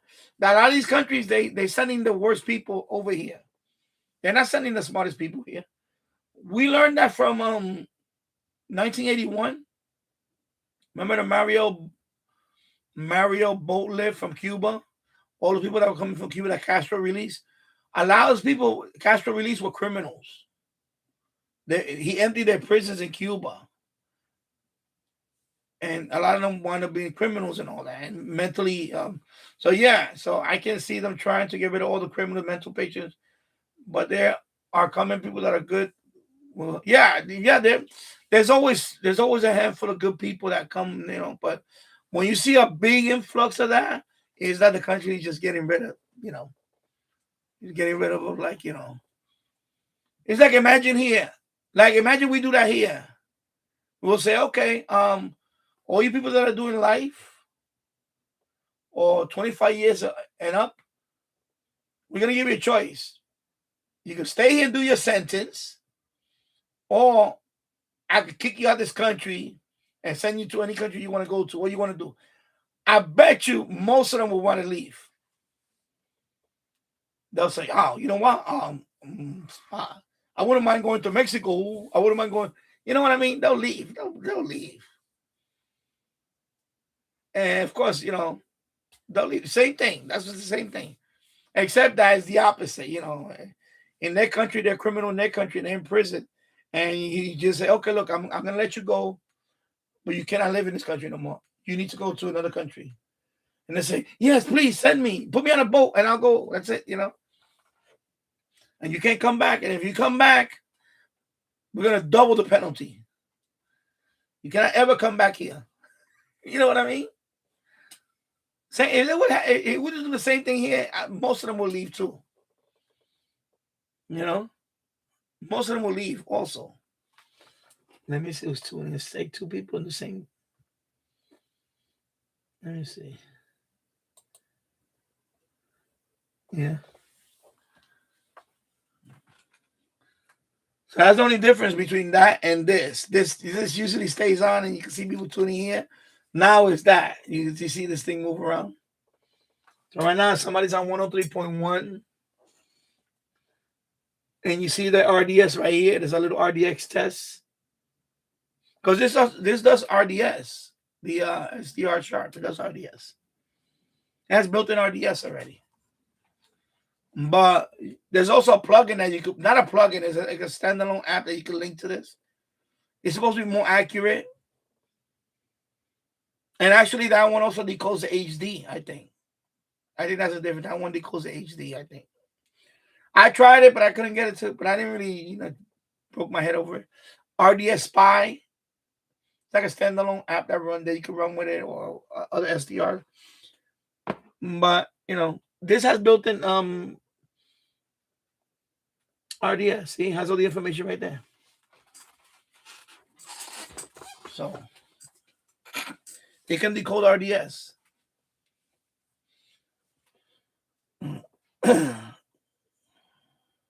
Right now, see, it's 200 wide. And you can make it wider, or you can make it narrower. The same thing, but you know. I'm gonna leave it on all day today. Let the people use it. See if it doesn't crash, and then I'll do maybe after this. I'll open up all the rest of the bands. But right now I only have it on FM. But if it works out good today and maybe tomorrow, then I'll open up all the bands and see if. But of course, right now this hooked up to FM antenna, so even on medium wave, you're not gonna hear much. Only the strong signals you're gonna hear. But you know, with this one, you could be able to tune the weather band. So maybe you could listen to no weather. Maybe even the air band. You could probably pick up, put on an aviation frequency with this one. See, this one you can't do that. This one is limited to 27 megahertz. That's it. But the SDR you can go up to, VHF. So, let me go check. I'm gonna check on the forum for a minute because there's some haters in there. I posted this stuff that one of the like two people already. Oh, it's a downgrade what you're doing.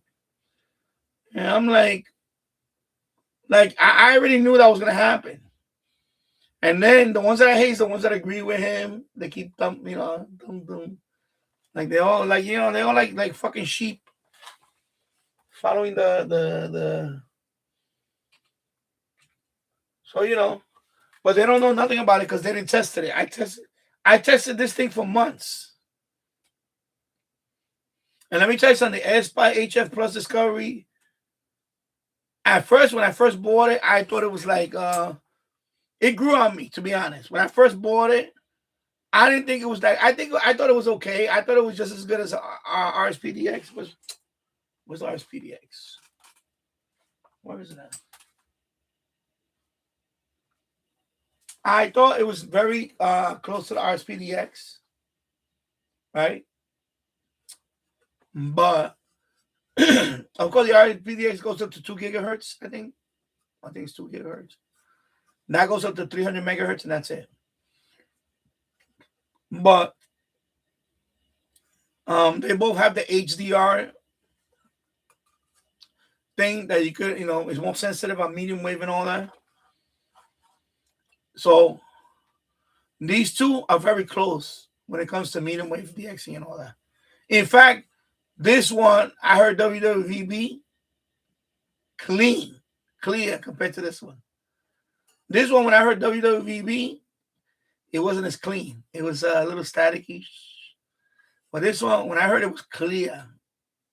When I heard it, I got you into the videos there in the channel. This one was clear. With a U-loop. This on the U-loop, that was it. It was clear compared to this one. And this one I had to use SDR Uno. And this one was SDR Sharp. And this one was much clearer than this one. And I had some people tell me that this SDR is almost as good as a Perseus. I think even Lloyd said that.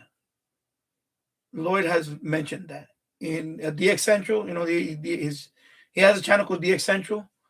He mentioned it that this radio is as good as his Perseus. Is on par with the Perseus, and that's $1,000 radio. That's $1,000 SDR. And that radio. So when a guy says, "Oh, he's a downgrade," he don't know what the fuck he's talking about. He just talking, whatever. Because I tested it. I had this radio on FM especially during the FM DX season, and I compared the two. And what this radio was catching, this radio was not far behind, catching the same thing. Okay. Because let me tell you, and that's another thing about FM DXing. FM DXing, yeah, it's nice to have a sensitive radio that's FM DXer, but you can get FM signal with any good FM radio. You don't need it. Honestly, to FM DX, you don't really need this radio. When conditions are good, you can get it with any FM radio. So you don't need this radio to FM DX. The Eton field radio is upstairs, right? Let me see what. Oh, it's right there. The Grundig edition right there. That radio is a good FMDX radio. The Sangia PRD5, that's a good FMDX radio. So when conditions are good, you can pick it up with any radio. Any decent radio, any good FM radio, you can DX with. It doesn't have to be this one only. Okay? Because when conditions are good, believe me, if you have a good antenna, and by the way, that's another thing. That's what I wrote in that group. Your radio is as good as your antenna. Okay, that's another thing, and that's true. That goes for any radio. Your radio is as good as your antenna. So, right? But of course, you know you got haters. They're gonna anything you post, they want to poo-poo. You know, they just want to poo-poo you. And that's all it is. It's just they want to piss on you, you know, they want to piss on your Cheerios and all that shit.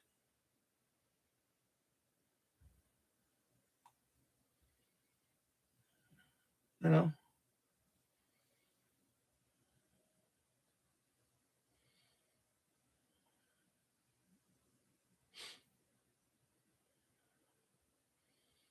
Yeah.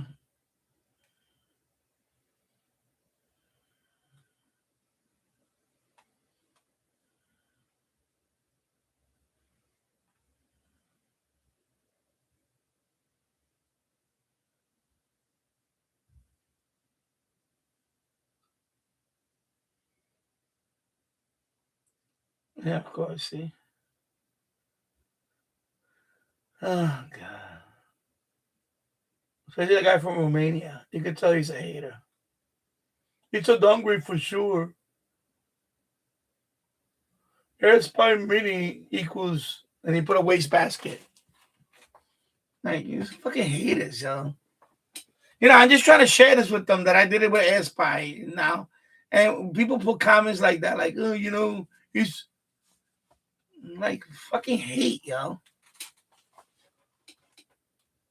That's okay though, you know. I'm not gonna reply to that. That's stupid. Just fucking haters.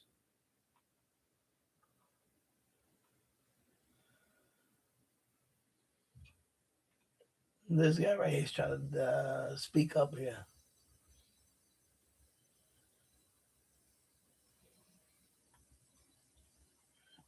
For real, yo. People are just fucking haters. What are you gonna do? You know?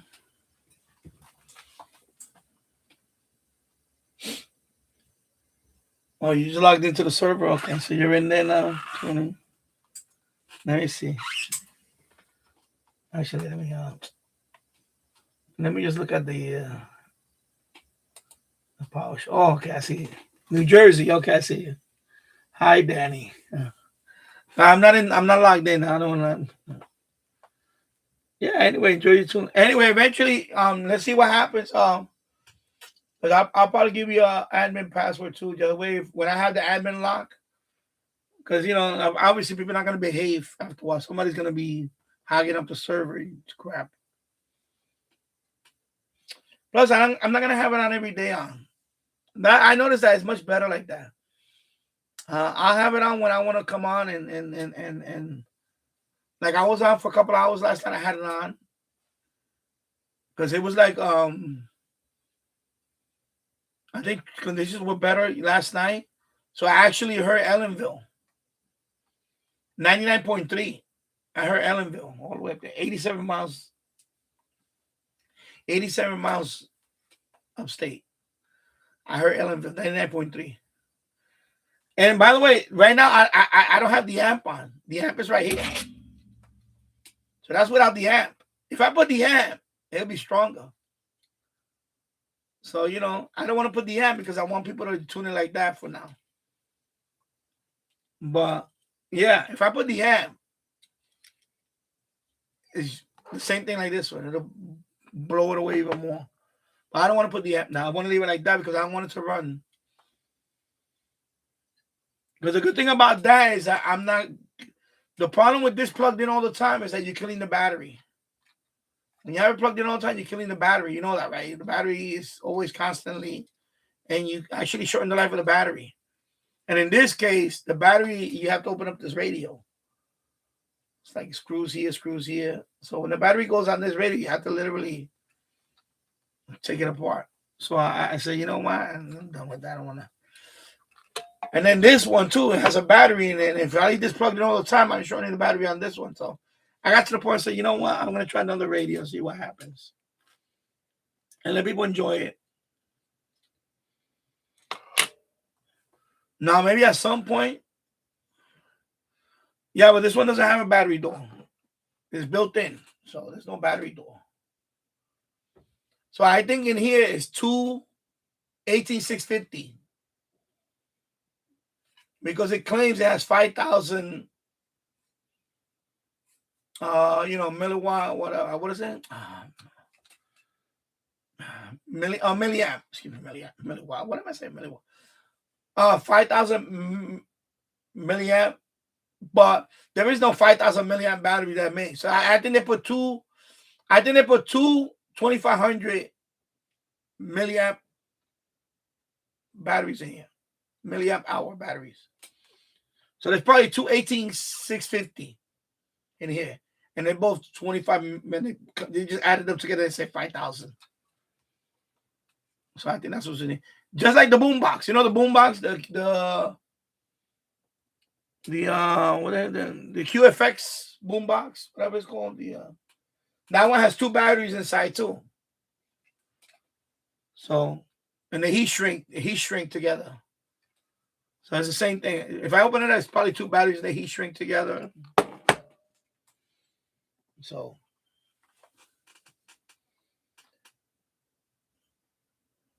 and I think they all make them like that. Even the one that I was thinking about buying. So I don't know if I'm still gonna buy. I don't know. Let me see what the price is. I should get that in about. Well, I made so my payment is on the 21st. So let me see what the price is around that time. If I can get one for this. Right now, when I got this one for about $60 total, whatever it was. Yeah, you're not getting that right now. Now the prices went up for these things. So, I think the cheapest I've seen is $75. So I think that's the price I'm looking at, $75. So, factoring, shipping, or taxes, whatever. Well, not even shipping, because some of it is free shipping, but definitely taxes. So we're talking about $80 plus. 80 something dollars for the other radio. So the problem with this one is I can't upgrade it no more because I broke the button inside there. Because these radios, the older ones, they had the reset button was inside. It's inside here. So you have to poke it's like you take a paper clip, you bend it open, and you got to press the button up. When you do a firmware, you got to press and hold that button down. So I inadvertently broke it. So this radio now, I can't upgrade no more firmware on it. So I'm stuck at 2.11, version 2.11, the firmware. Right now, they're already up to 220 something, 2.22 something, whatever it is. But right now, I can't upgrade this one no more. But I don't have to, just to use it like this. But in the future, I'm going to have to upgrade. Then I won't be able to do it with this radio. So that's another reason why I don't, eventually I want to get a new one anyway. And by the way, the new ones now, the reset button is out here. It's outside now. They have them outside, not inside the radio, which is, you gotta open. You gotta open like the SI 4732. That one you have to open the radio, and there's two little buttons in there. It's similar to that in this one, but this one, that's what I have to do now. I will have to open this up now, and there should be a button in there, and that's the only way I can do it. But yeah.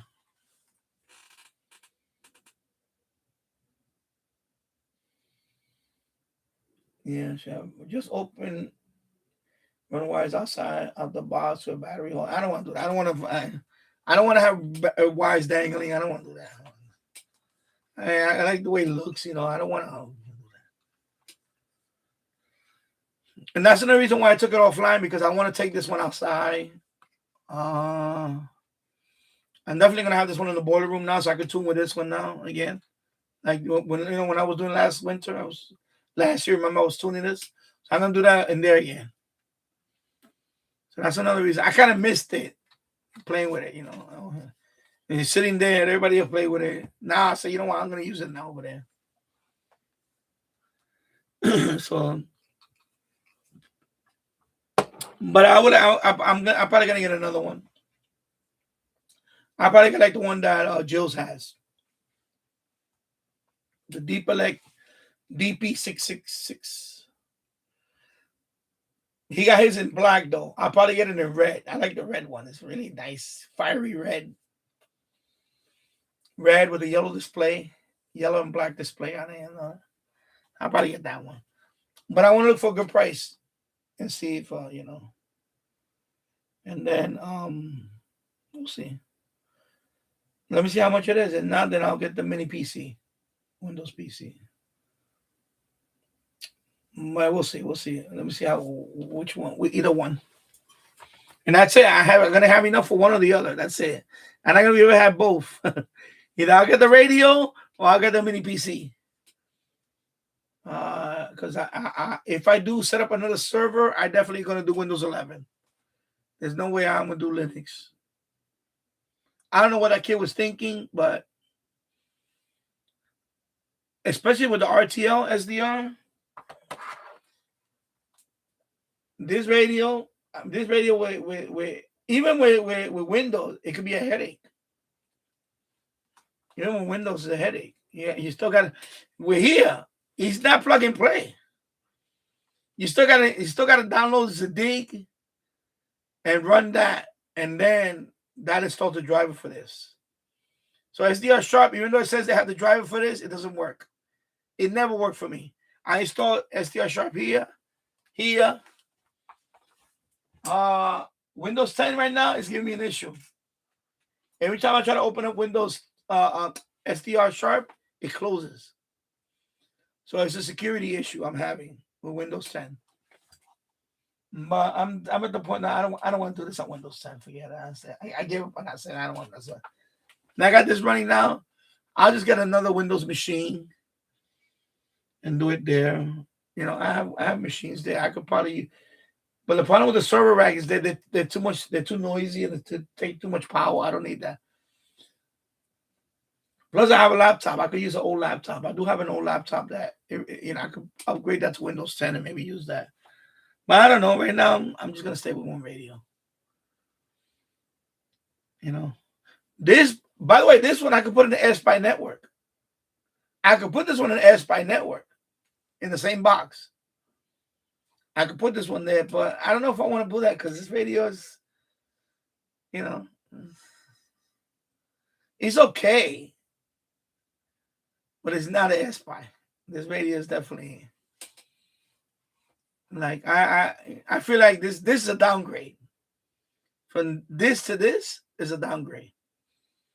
So this was nice when I first got it, and when I first got into SDR, my first one was the blue one, and then this one, and then I bought the up converter.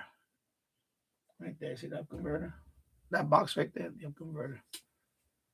And then I bought this one. Then I got this one, the SDR Play RSP1, not the A. The original one, RSP1. That's the one I had. That's the one I have in here. This metal case I bought a year later. I put the metal case on it. Originally comes with a plastic case, but I put the metal case on it. It looks better with the metal case. But yeah, I went from this to this, and then from this, I went to this. So I know now they're selling the RSP 1B. And then they have the RSP DX, the new one. Then they have the network one, the N, whatever. I'm not buying all that. I'm not buying no more. This is the last one I'm buying from them. This is the last one I'm buying from them. If they want to send me one, they can send me one, but I'm not buying no more of these. I'm done. I'm not buying no more. There's no sense of buying them because there's no more. You know, remember when I bought this ones, it was because to meet them with DX and all that, and even long wave. But long wave is gone. There's no more long wave here. Even beak is all gone. And then medium wave, you know, it's not a big deal compared to, you know, I mean, yeah, this is a little better than this. This is a little better than this, but this and this are the same. This and the HF Plus, they're about the same at medium wave. They're both medium wave. So I don't see myself buying a new one. There's no point in buying a new one. There's no point. And by the way, the network version of this, you can't even put it online. It's just a network version for an internal network. That's it. It's not like I can share it with the world. It's not like that. You know. I like the Kiwi SDR. I would like to get one of those, but they're too expensive, you know. And they only do HF. Kiwi SDR only does HF. It's like $500. The original one was about $500, but now they came out with a Kiwi SDR 2. So now the old one, I wanted to buy an old one, but they're still charging too much money for it. So I don't see myself getting that. I don't think I would ever want to get one now. Now, if anybody wants to send me one, hey, you know, that they don't want, I'll be glad to take it out of your hands. And I'll share that. But right now, honestly, between the HF Plus, see, I'm sharing it now with the FM DX Webserver, but I can also share with the SPI network. I think if you're going to buy an SDR and you want to share it for the world, I think the best choice, the most easiest one to set up out of all of the SDRs, because this one, to share this one online, I heard it's a headache. Even if you do Open Web RX, you could probably share this too on that. But I heard all those things are kind of a little headache. Honestly, out of all of them, the easiest one to do online is the HF Plus, the SPI. Those are all easy. Because even if you don't do it with FM DX Webserver, just download SPI server software, open it. Before you do that, you gotta the config. You gotta put what port number, and that's it. And it's easy. It's really easy. And people on their end just gotta open up SDR Sharp or SDR Plus. Look in the map. Find your SDR. Click on it. And that's it. It's so easy. It's the easiest one to set. Is out of all the SDRs that I looked into to set up online, I found that one to be the easiest out of all of them. It was the easiest one. I wanted to share this one, but the more I read about this, is all wow. I think this one, Web SDR now, there's no longer. It's just Web is still there, but they're not adding new people on Web SDR. It's kind of closed now. I did whoever's in the group, that's it. There's no more. I think that's pretty much from what I read and from what I understand. Open Web RX, the original one, is no longer. Whoever is there, still there. There's an Open Web RX 2. And that one you can join. So I can join with this. And that one I can join. But I don't know if I want to because, you know, it's not like it's all that. Yeah, you could do it in a browser. It's nice to look at a browser and do it. But I like the SPI network better because you could use SDR plus. Some people use SDR plus to connect to when I had it here. Tasso, that's what he did, SDR plus on his Mac. He has a Mac. In Windows, SDR Sharp. Or SDR plus if you want to use that one. So, you know, it works with either one. You know. So, yeah, so you could do that. And then, what's the other one? And then, of course, Kiwi SDR, you need the Kiwi SDR device. You cannot just go, I can't use this one, the Kiwi SDR. It doesn't work that way. Kiwi SDR is just for Kiwi SDR. You gotta have the actual Kiwi SDR device, and it's not cheap. They're not cheap. They're like $500, something like that. It's very expensive. So I found the HF Plus to be the easiest out of all of them, and it's not that expensive. You can. I bought mine on sale. I remember it was $139. $139. That was it. It wasn't like super duper expensive. Like this is more expensive. When I bought this one, it was like $250. Now, of course, the price dropped on this one, but like I said, you can't really use this one as a server. But that one easily 160, 130 something now. I should look it up. What price? I think it's let me see what the price is. What is the price of that one? Let me check. S5 HF Plus Discovery. And then if I go to shopping, yeah, somebody's selling it for a ridiculous price.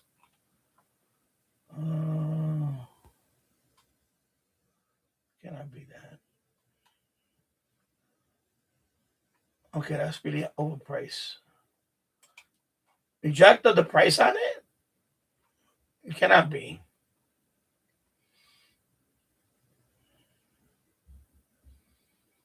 Let me see. Because I got mine from Ham Radio Outlet. It was like 130. It was on sale for 139. So it's still 169. I see here. One place has it for 169. Let me see. If I go to the S-Pi HF Plus Discovery, and then you want to buy it, purchase. So right now, RTLSTR sells it. Let me see. The store, RTLSTR store. Return to shop.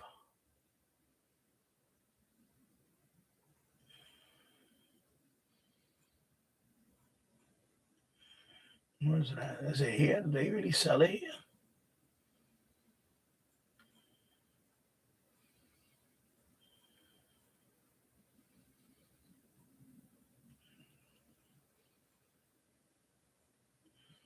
Let me see. This is their store. Anyway, I don't see it here. So the other place is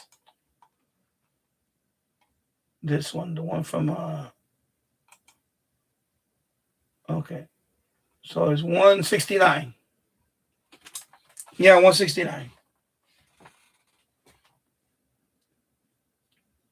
HF Plus Discovery 169. Okay. So 169. So it hasn't dropped in price, still the same price. But I bought mine, it was on sale. It was a Black Friday sale. And I got it for $139. So it's $30 off. So that's when I bought mine. I pulled the trigger on it. I said $139. I was like, yeah, I want that. So almost 2 hours in. Wow. 11:24. I'm gonna make it. Anyway, one other thing that I wanted to talk about real quick is that I every time I do a live stream, a vertical live stream, I didn't know this. You know the vertical live streams? Not this live stream. When I do the vertical ones, anytime that when the live stream is over, they grab a clip. They make a separate short video for me. It says live highlights. So I posted like 7 of them yesterday. They were there ready. So I made them all public. So when you see a live highlight, that's from a live stream. From the vertical live stream. So it automatically does that. I had nothing to do with that. YouTube makes it makes a short out of whatever, it by the way, it's random. It picks a particular highlight from the live stream and it makes it into a short file, a short video. So of course they were all private, so I just made them public. So I noticed that a couple of them did okay. Let me check the numbers on that actually. So anytime I do a vertical live stream, Shortly after that, there's probably going to be a short like that. It's called live highlights.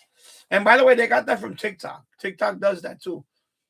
Because TikTok does that. When you do a live stream on TikTok, unlike here, this live stream, after it's over, it becomes a video or just a regular video. It goes in your video library. On TikTok, it doesn't do that. TikTok doesn't do that.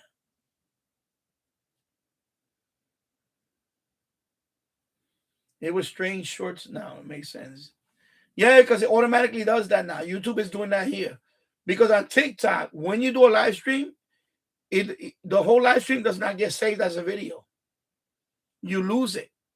Unless, before the live stream, when the live stream ends, you get a choice. Would you like to save this live stream as a highlight? And you can make it shorter and say, okay, make it, or you could save the whole live stream and throw it out there. But remember, TikTok, I only have an hour time limit. TikTok, I can't make a 3-hour video on TikTok. I'm relegated to 1 hour on a regular video.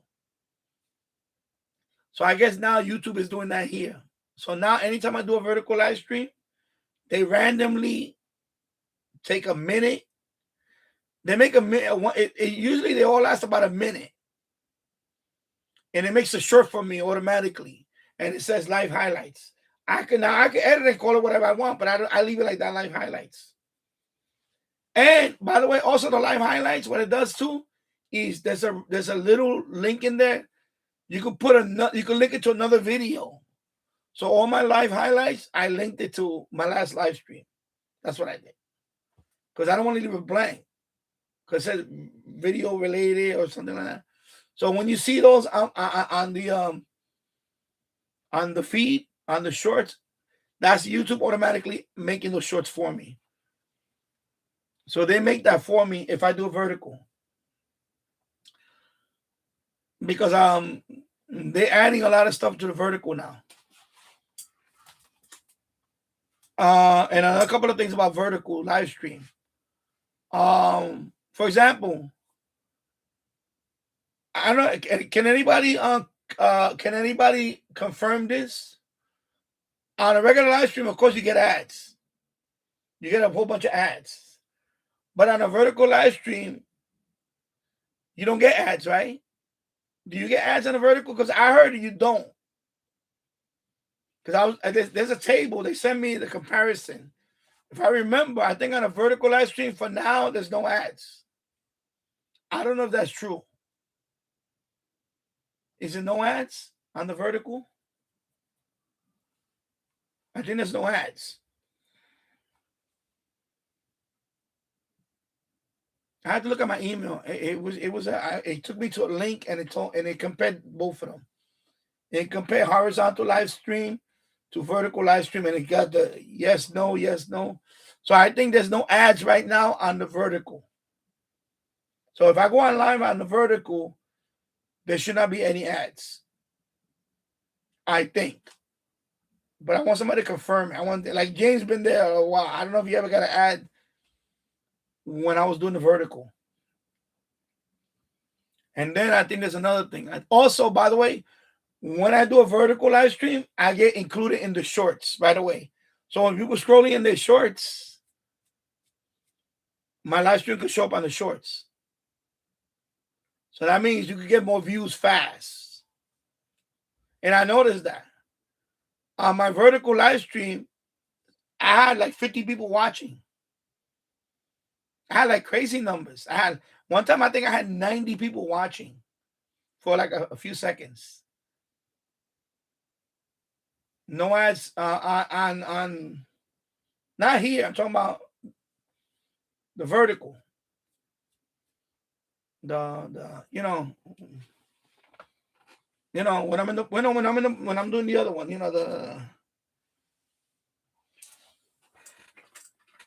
this way. When I'm streaming this way, you put no ads here. You're not getting ads here either.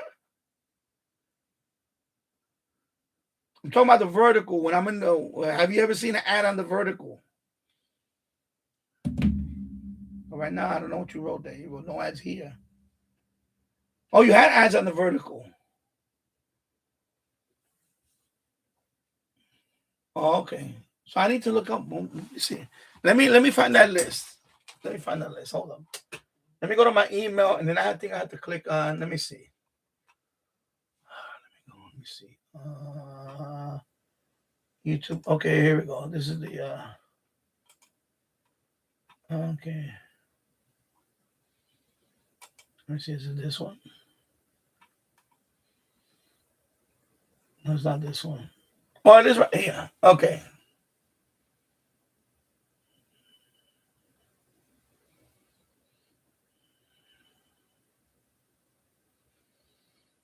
No, it says live ad mid rolls and pre rolls. No. On a vertical says no.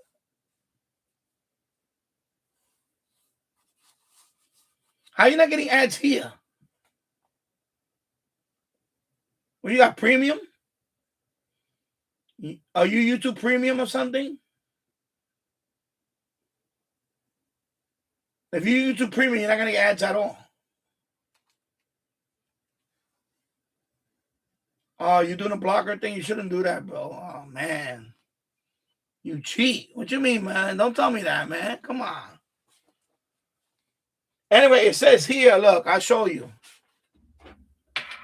Let me all this crap here, man. Oh my god, I gotta clean this freaking desk, man.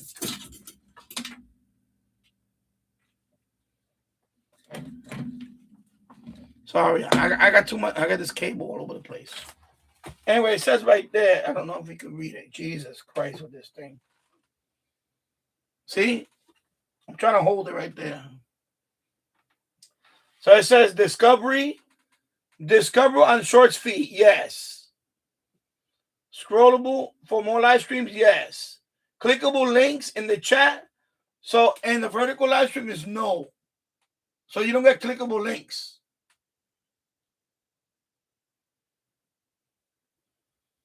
And then it says, this is the one I'm talking about right here. Live, add mid-rolls and pre-rolls. Horizontal, that's what I'm doing now, yes. On the vertical, no. You're not supposed to get ads. Right now, that's what it seems like.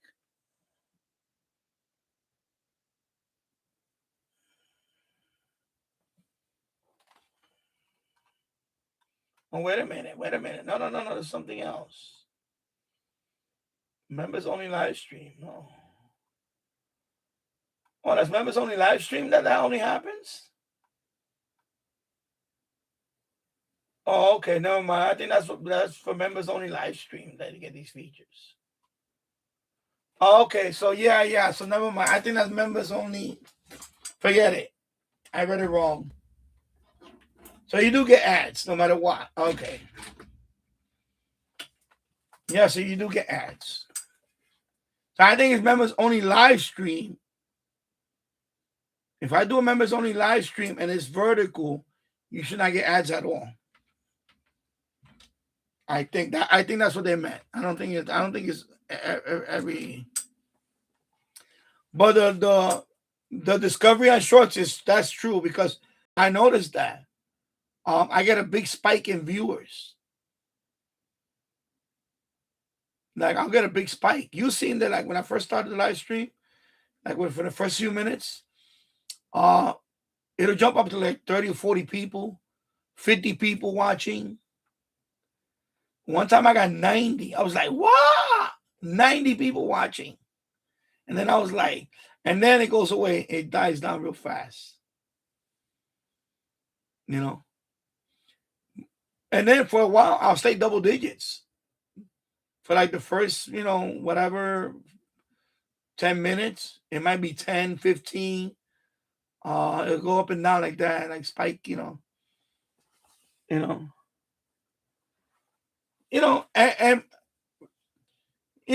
not trying to compare to another channel, but based on my subscribers and the number of viewers I get, and by the way, I don't post it anywhere. I just come on.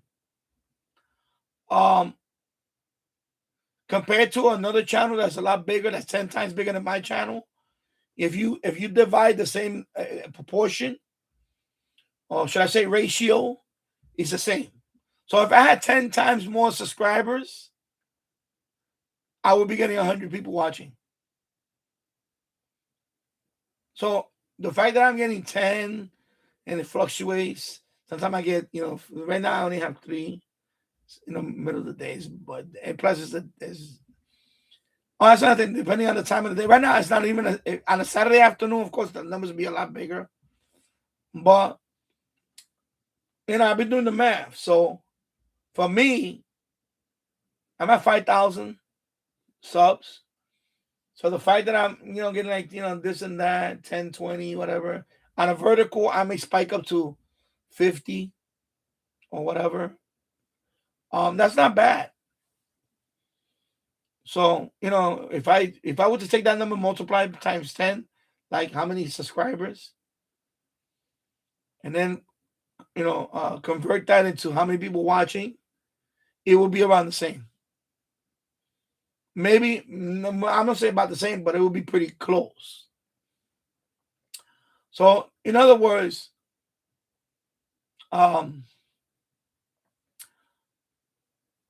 at the rate that I'm going, if I ever get to that number, my watches will go up too. My watches should go up without doing anything else, really, especially if of course, another thing is too that I notice, if I don't come on often, like for example, if I don't come on for a week and then I come on that day, I notice my numbers go. But if I do this every other day or every day, my numbers go like this. They kind of plateau. Because people are, he's going to be back tomorrow. Whatever, Like, I guess people get kind of complacent. He's going to be back tomorrow. As opposed to, somebody comes in once a week on a scheduled day. So, I'm thinking about it, maybe scheduling again, a live stream. But I just don't want to do it now because I have too many other things going on. I would like to schedule. I wouldn't mind doing that again. But honestly, I like coming on whenever I want because it's more fun for me. Because the problem what happened was when I was scheduling it, when I was doing the schedule thing, like every Thursday or every Friday, whatever, pick a day, it kind of adds a little pressure to, you got to come up with something. And I don't like to do that. I kind of tried that and I didn't like it. So I'd rather come on when I feel like coming on, because the problem is when you come on,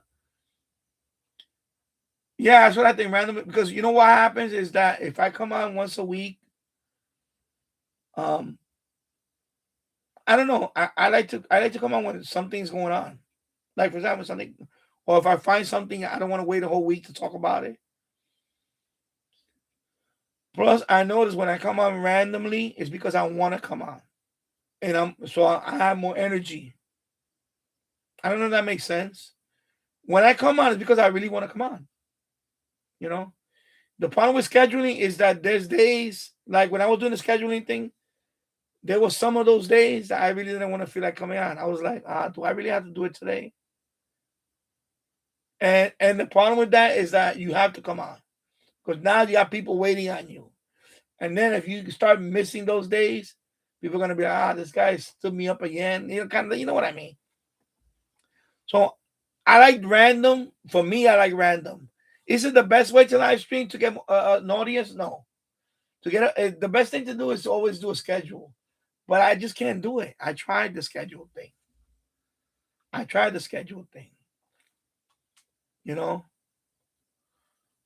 I would do the schedule thing, for example, like maybe if I was working and then I only had one day off, that I could do something like that. But right now, I'm not there. I'm not working. I'm home. I'm not working. But if I was working, then maybe that would be something that I would do. But right now, I like doing the random thing because it's less pressure. I don't know if that makes sense, but it's less pressure. The weekly thing, the problem is that it builds up to it. And then if you don't come out with something, like I think people can tell when you have no energy, as opposed to you have. Obviously, I can tell. But right now, look, I haven't slept, and I still have energy. As soon as the stream is over, I'm gonna crash. I'm gonna be. But I have energy now because I'm talking to you guys. You guys are keeping me up. That's what it is.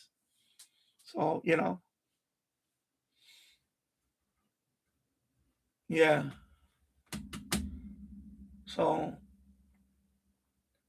okay. So I think it's that I read that wrong. I think that's the vertical for membership. That you get no ads. I thought you didn't get no ads for any vertical. I was like, wow, for any vertical live stream, somehow. I didn't know that. But anyway, and they also want to incorporate the other thing that you could join in the chat. Because TikTok does that. That you could join in the chat. So, like, for example, how some people do the Zoom meeting thing and you see everybody? It's kind of like that. You could do a Zoom meeting in YouTube now. The experiment. I think Tasso told me that he went to a live stream and he saw that. I haven't seen it yet.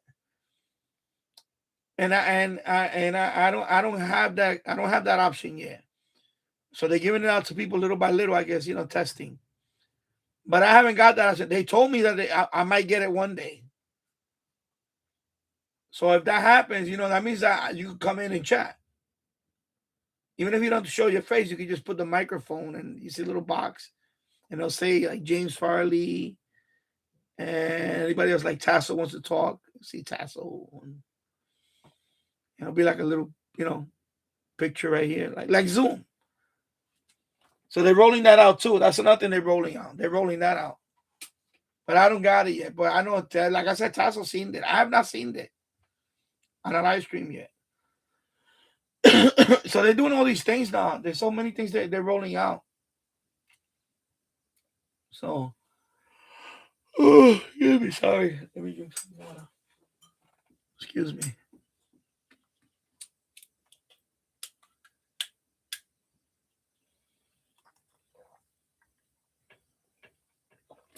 So James Farley said, my best AM FM DX radio right now is my son's old, my first Sony radio. Okay. Yeah. And then I read that. Okay. RT08 says it was strange. Shorts now makes sense. Yeah. So when you see anything that says live highlights, that's because I did a live stream like this, vertical, this vertical, and YouTube automatically makes a highlight out of it. I don't do nothing. It just does it by itself. And then it shows up like a couple of hours after the live stream is over. And then, I could edit it and all that. I just leave it like that. The only thing I edit is you have to put a link to you have to link it to another video. You don't have to. You can leave it like that, but I link it to whatever live stream that was, and that's what I do. And then I put public, and it goes into the shorts library. So let me see how they're doing. They actually, and so that's like, what that is to me? That's like free views. Because when I go to it, when I put those public yesterday, right? Early yesterday. So let me see what numbers they got on them. Let me see. So yeah, it's not bad. I mean, one of them only got 15 views only. But one of them got 259 views. One got 91 views. So if you add them all up, 86, 146. So let's say here 220, 300, 24, 500, 574. So those 7 videos together, almost 600 views. So 7 little highlight videos, all combined, I got almost 700 views. 600 views. So that's giving me 600 extra views that I wouldn't have got because I didn't make those videos. YouTube made them for me, and they just told me post them. So, you know, and I got a few likes on them. Some of them, I haven't even went into them yet. I don't know, I haven't even did like comments on them, but I got one that got 259. But I'm like, okay, that's cool. And those were I just put those public yesterday morning. So that's 600 views right there. So that's not bad. You know, I'll take that. I'll take that. If I make that's why I think I'm gonna do more live verticals. They're more fun. I don't know why. I have more fun doing the live verticals sometimes. I'm in the boiler room. I'm just tuning my radio. I let it roll more on there. I just tune my radio and that's it. And again, you know, not bad. I get like if I look at my vertical lives numbers, let me see. Let me go to the live numbers, right? Yeah, it's not bad. It's not bad. Let me see. Let me look at the numbers. So no. I started doing them recently. Yeah. So I got one that I look. So I'm averaging, you know, I average like 300. I got one that got 360. I got the others have 200 and something. So it's not bad. You know, a vertical live stream, you know, and remember, that's 3 in the morning, 4 in the morning when I do that. I'm not even doing that during the middle of the day. Imagine doing that on a Saturday. I might do that. I might do it tomorrow. Maybe tomorrow I'll do the vertical live stream in the boiler room or outside, maybe. I don't know where, but I'll do a vertical one just to see what happens on a Saturday. If the numbers go crazy up.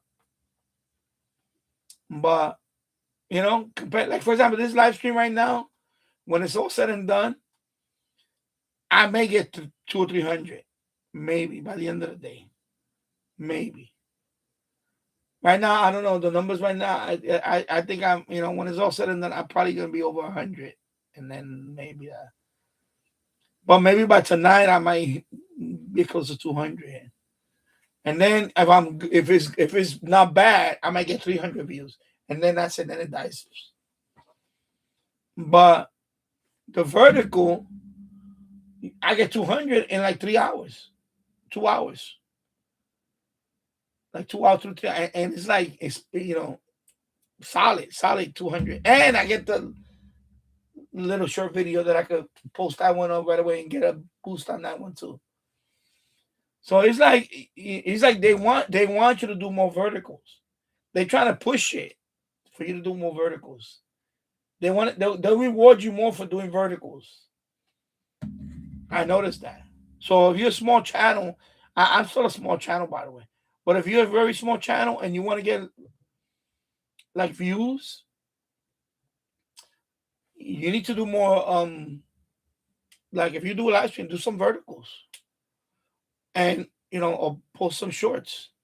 I know a couple of people at the beginning when I said this like a year and a half ago. Remember I was saying that I'm gonna do more shorts, and people were like, you know, I get you know the short. By the way, short I get a few thumbs down or whatever. I don't care. But I know that the short videos you can get good numbers on a short video. Really good numbers. You know, especially if a video like I got videos that got 3, you know, I got a video from Walmart. I was talking about CB antenna. That video got like it's already like 3,000, almost 4,000 views, and I never thought I would get that with that video. That video is a few months, not that long ago. And the video that I made over here with the end fed, that I was planning that thing and I was taking cuts and all that, pausing and you know editing. That video barely hit 2,000. And this short video in Walmart, I'm talking about one antenna that was right there. That thing like it's gonna hit 4. I think it's like 4,000 views almost already. That's why sometimes you know you got to do both. You got to do both. You know. So I know people. I know when I said that in the beginning, people are like, oh, I'm not crazy about shorts, Paul. It's here to stay. You know, I to be honest, I find myself watching shorts more and more sometimes. I don't know why. Sometimes I'll do the YouTube thing short. And I'll be like, oh my God, it's almost like a half an hour went by. You know? Yeah.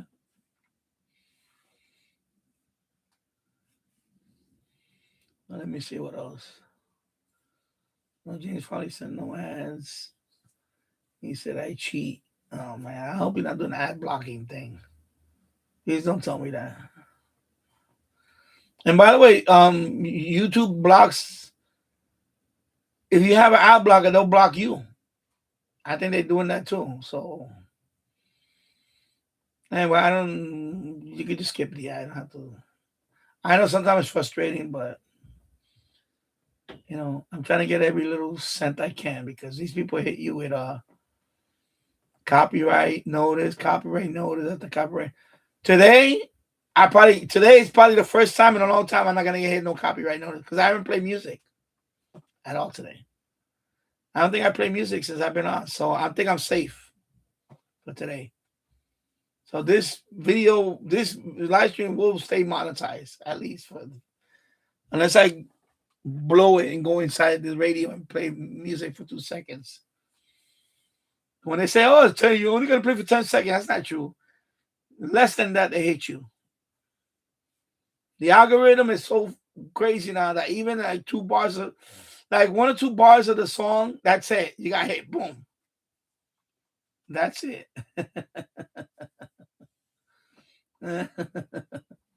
So yeah. Do you want a TV? Anyway, all right.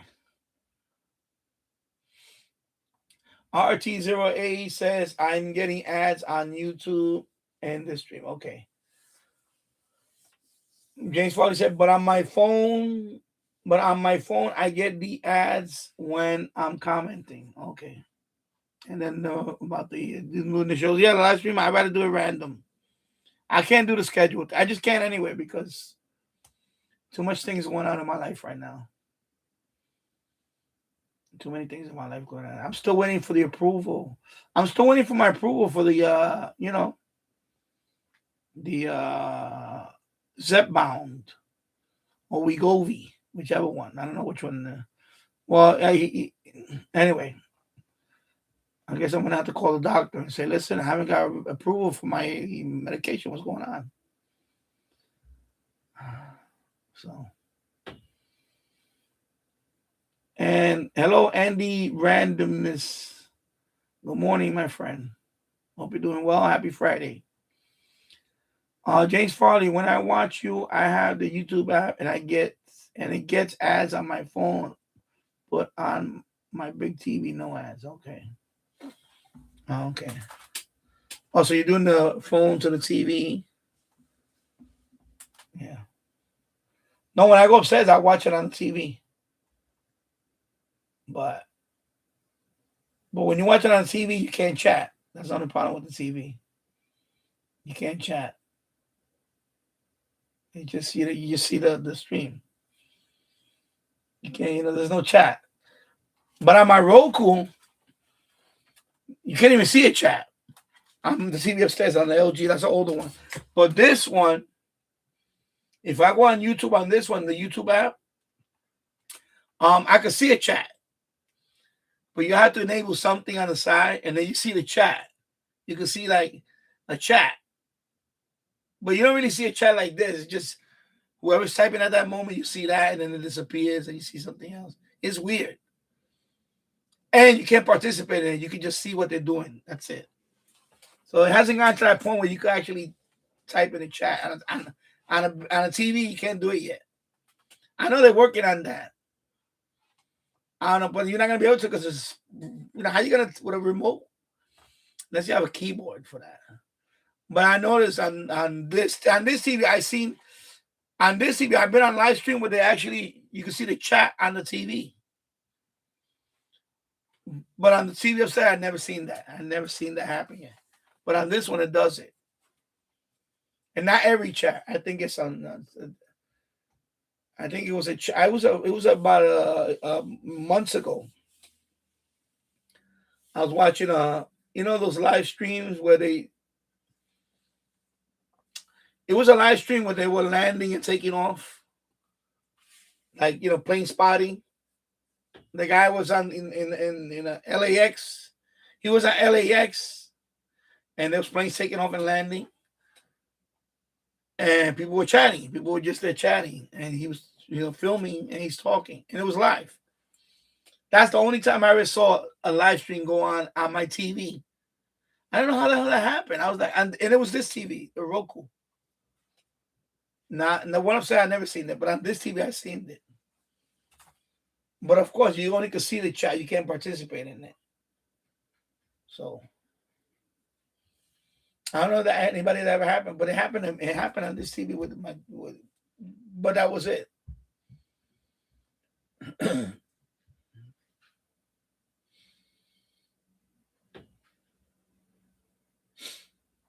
Yeah.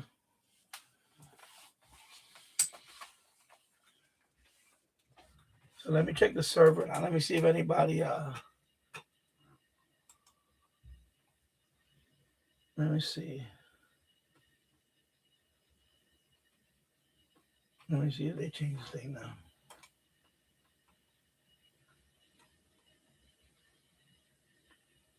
All right, here we go.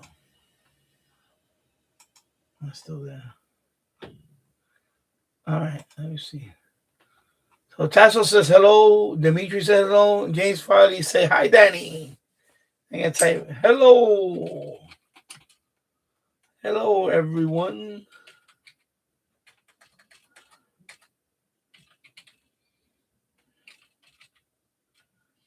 All right, happy Friday. Somebody else is in there, but I don't know who else. Let me check. I gotta check in the. I almost put happy Fur Day. I almost put happy Fur Day. Oh, Fur Day. Happy Friday. Okay, here we go. Let me log into the admin. Let me see who's that. Who else is there? Oh, somebody from North Carolina. Okay. Raleigh, North Carolina. Okay, that's one of the tuner. Let's see. All right, there we go.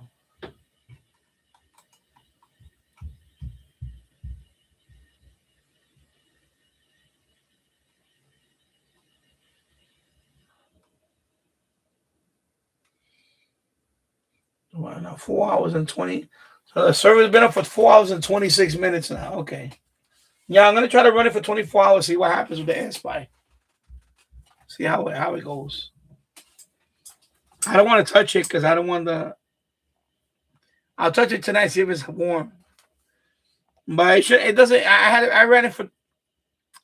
When I had the AirSpy server, I ran it for the most I ran it was for a couple of days and it didn't crash. But this thing is hot.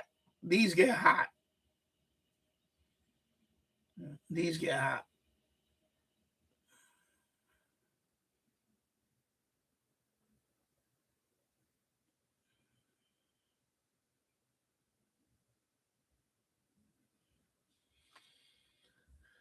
So this one, if I was to put it as a server, I would have to put the heat sinks. Glue the heat sinks on it. But I think I'll get the version 4 if I were to do that. But I'm not gonna do it. I don't want. I think the AirSpy is okay, but I want to do this. And give this one a break. So you give it a break. All right, let me turn it on. Oh, with no antenna.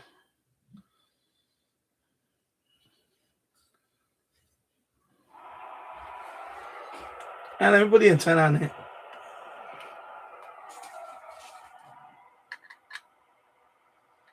Whip antenna.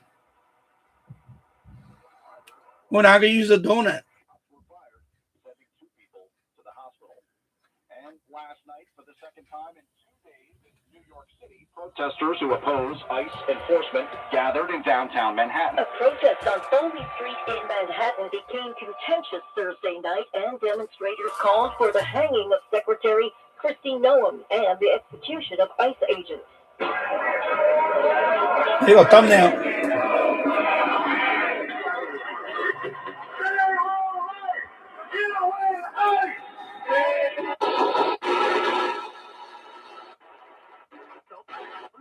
Join us for a listen.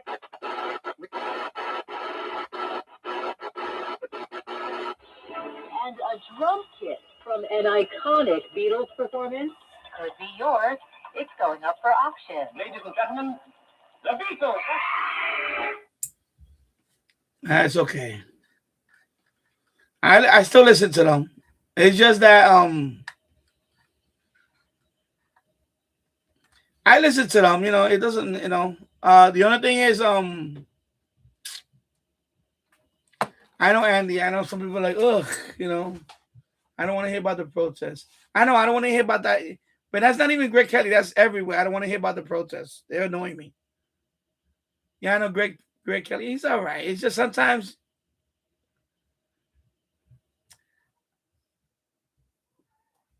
the whole Sleewood thing is kind of, it's both ways.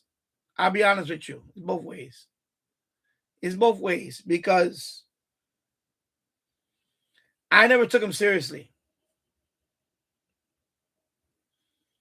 You gotta understand though. I don't listen to him like the way a lot of people listen to him, because he's kind of like, he's a storyteller. He does a lot of, he talks a lot of street stories, which is cool. I don't mind the street story thing, but he does it over and over. About the hollow point bullets and all that. When he says it over and over, he's like a character of himself. So the whole election thing, honestly, they set him up to fail.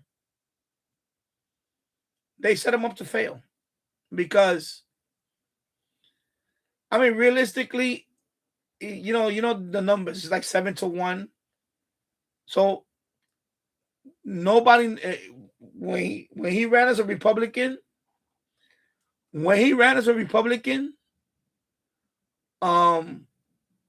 if he didn't run, nobody was going to run as a Republican. So there was no primary for him. Like they didn't put nobody out there. So let's say you want to run, go ahead, go run. Good luck. And the fact that he raised money, I was surprised that he raised money.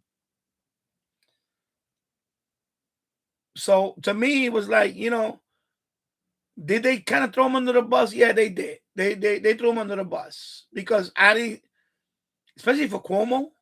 Like I didn't get the whole Cuomo thing because I don't like Cuomo. I never liked the Cuomo, especially during the pandemic. I mean, he really, but they were desperate. They were like, "Oh, we can't have Mandami win," but that's not anybody's fault. And what I mean by that is, if enough stupid people voted for him, he was going to win anyway. That's the point. To me, that was the point.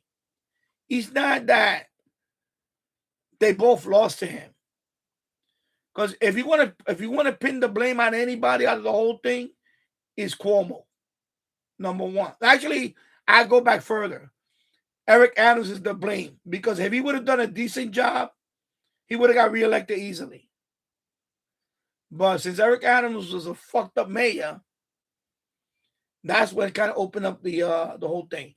But then Cuomo really fucked it up more because he went in there thinking that he was just going to walk in there and take it. And Mandami fucking hustled. I'm sorry. The man hustled. The man is good at campaigning. He's, well, you can call him whatever you want to call him, but he's good at what he did. He got the young boy. He lied. He lied about the free buses and all that because that's not going to happen. But, enough stupid people bought into his shit. So that's what he got. He got the young vote. Meanwhile, Cuomo wasn't even doing anything. He was hiding. So I'm talking about the primary. He was hiding because they were going to ask him about, the questions they were going to ask him over and over. But Cuomo was hiding, so he thought he was just going to go in there and take the primary. And that's when he fucked up because Mandami took the primary. He took the primary. Not by a lot, but he took it. And that set up the disaster that happened. So if anybody got to blame first, it's Cuomo. Actually, Eric Adams, because he did a fucked up job and he couldn't get reelected. And then Cuomo really fucked everything up. And then Curtis for not dropping out. So there's blame on all three of them. For me, it's not just Curtis. It's all of them. All of them. But also, Curtis, when in the beginning, he wasn't serious. Greg Kelly was right. Greg Kelly was right. I'm sorry if you don't agree with me. He was right about that. He kept asking him. And not only him, everybody wanted to know, what's your plan? And he would talk about we're going to have cats. And nobody gives a fuck about cats and dogs. I'm sorry, Tasso. I'm sorry I'm going to say this. People want to see a mayor. They don't want to see a fucking shelter. I'm sorry. When you start talking about cats and dogs, instead of talking about, affordable housing, crime,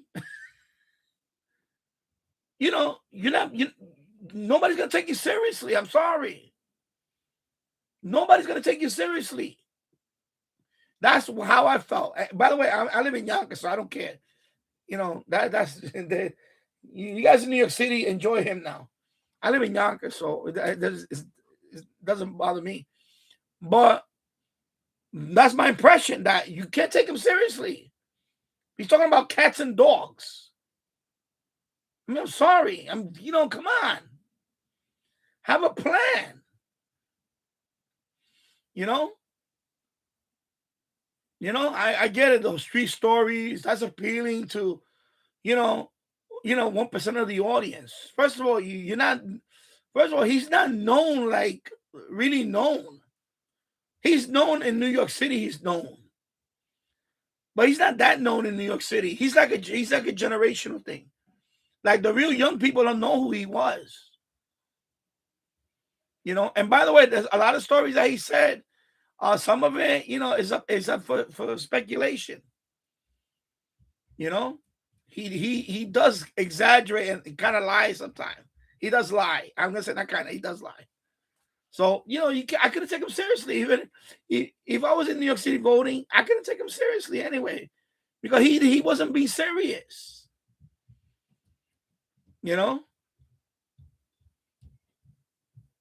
So, New York City did it to themselves. Because enough stupid young people keep voting for the same stupid people. Like, how many terms is AOC still there? Like, the people in Queens, whatever district she's in, like Queens, they keep still voting for her. And she's not winning. She's winning by a lot. Every time, everybody that challenged her has lost by a lot.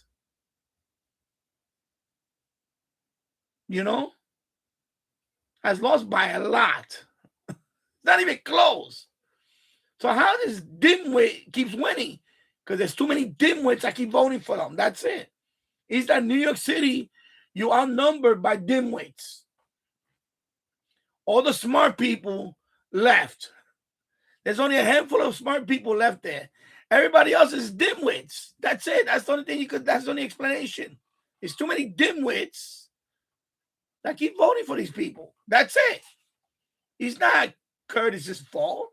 It's not. It's place the blame on some of them, especially the first two. Eric Adams for just being a shitty mayor, and then Cuomo for thinking he was going to walk in there and take it, and then he didn't drop out. He came back as an independent. So that's not Curtis's fault.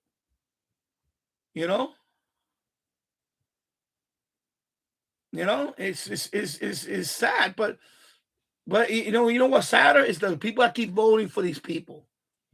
That's what's sadder. It has nothing to do with Curtis. Even if Cuomo would have dropped out, he was gonna.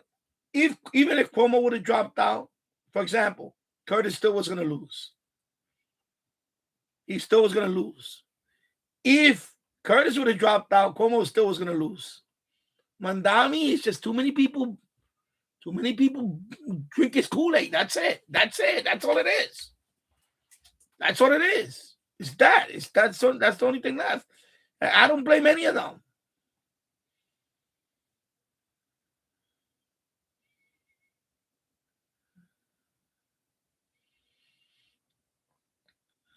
Yeah, I know. I know people say that, oh, just get on the other side, but the other side is not that good either. You know, you can't have free buses. You know what's going to happen if you have free buses? You know, things like that. It's just absurd. Plus, if you know about government, he can't do that. That's up to the MTA. That's up to the MTA to do that. He has no power over that. The MTA is the one that's in charge of that. He cannot tell the MTA, oh, I want these buses free. It doesn't work that way. So when he said that one thing about free buses, unless he's going to come out with his own bus line that's going to compete with the MTA, maybe that's the only way he can do it. If it's a different bus line that he's going to make. I don't know. You know? Yeah, exactly. Somebody's going to have to pay for it. So I don't blame the radio people for turning on him because he can't take him seriously when he starts talking about he wants to have 20 cats inside the Gracie mansion. Come on, you know? Like, come on, you know, like that. Like, what grown man is gonna say stuff like that? I'm sorry. I'm sorry. And then the wife is a nut. She's a nut. I'm sorry, people. If you don't like it, Curtis' wife is a fucking nut job. She's a nut job. She's a nut job. I'm sorry. She's nuts. She's nuts. That's it.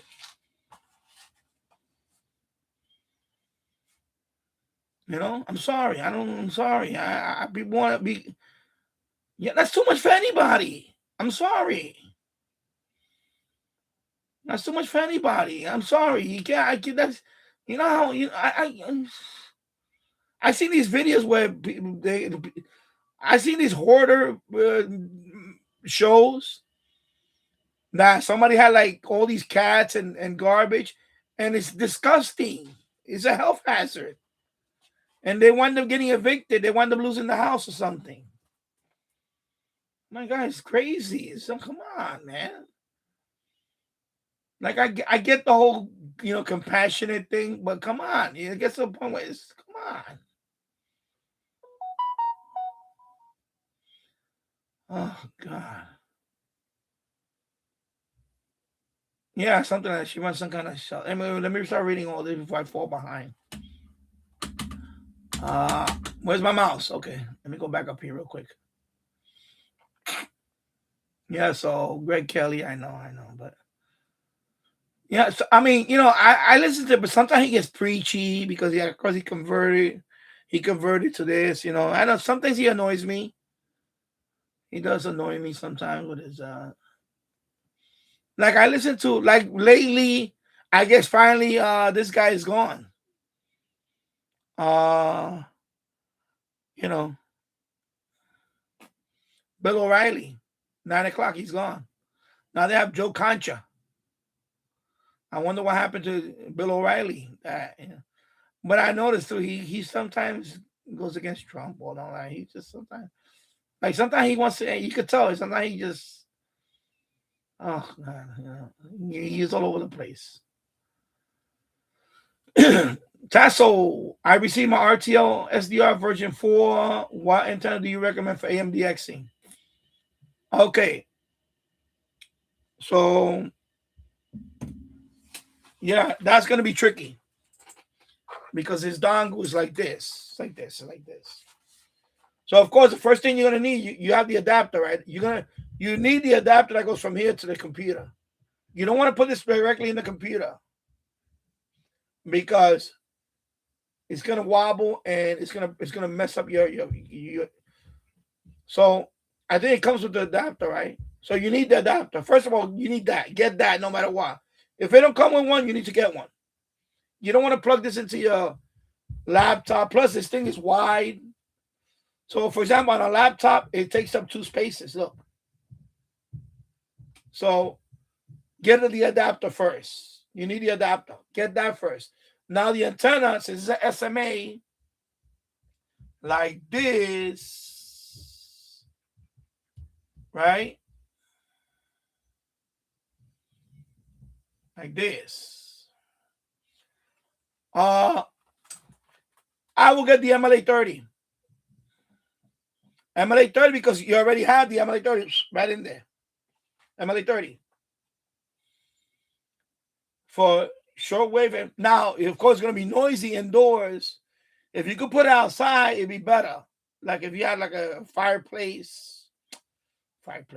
escape, or maybe stick it out the window. MLA30. Plus, you can rotate it. If you put it on a broomstick, maybe put it on an umbrella stand. Like a base umbrella stand. You put it there, and you can rotate it. Like what Keegan does with his setup indoor. I know you live in I think you live in some kind of apartment, whatever. So if you could put it outside, better. But I will get MLA30 because MLA30, you could do medium wave. You could do your short wave. I will do that for medium wave. Now for FM, you could get something like this, a whip. You can put a whip antenna, you screw it on there. You screw it on there, and then of course, you have your, let me tighten it up. Let me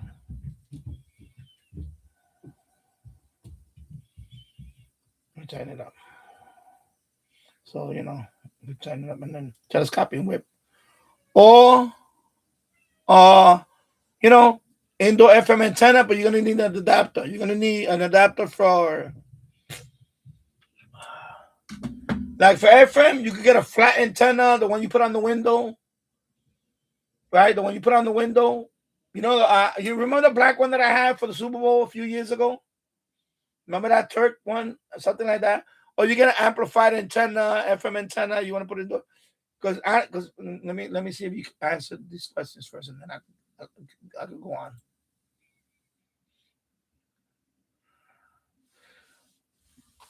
Yeah, for medium wave, I will get the MLA30. I will get the MLA30 because first of all, it's not that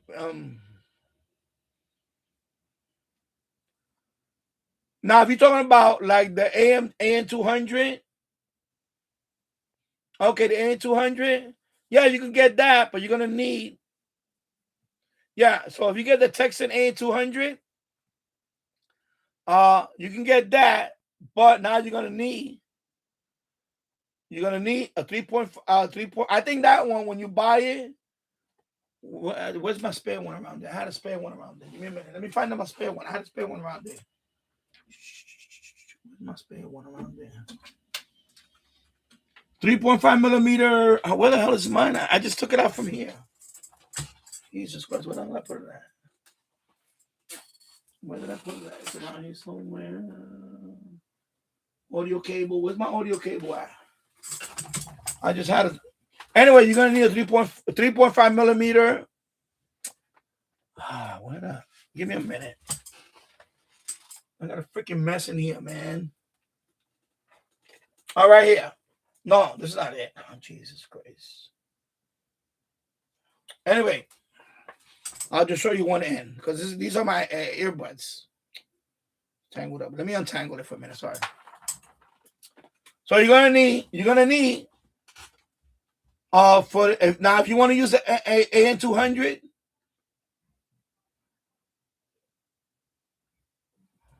yeah, but I would not get the U loop.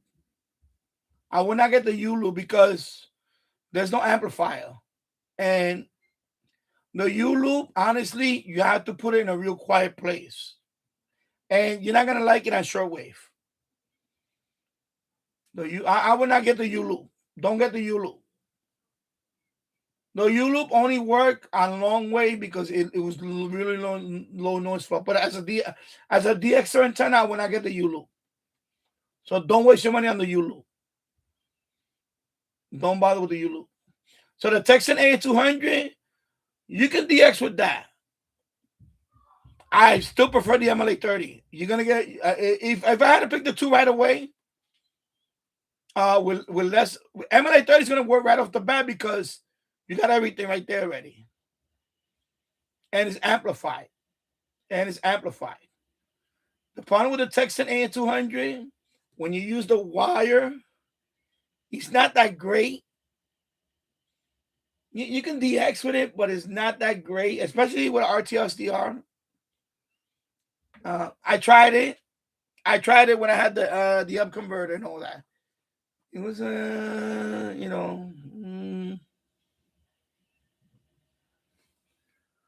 yeah, I will use the MLA30. Of course, you're gonna do it indoors, but I will. You don't have to put it near the window. You don't have to, but I will. The problem with the A200 is you're gonna need this. The A200, you're gonna need this. See, the A200 works better when you have a radio that has a ferrite already.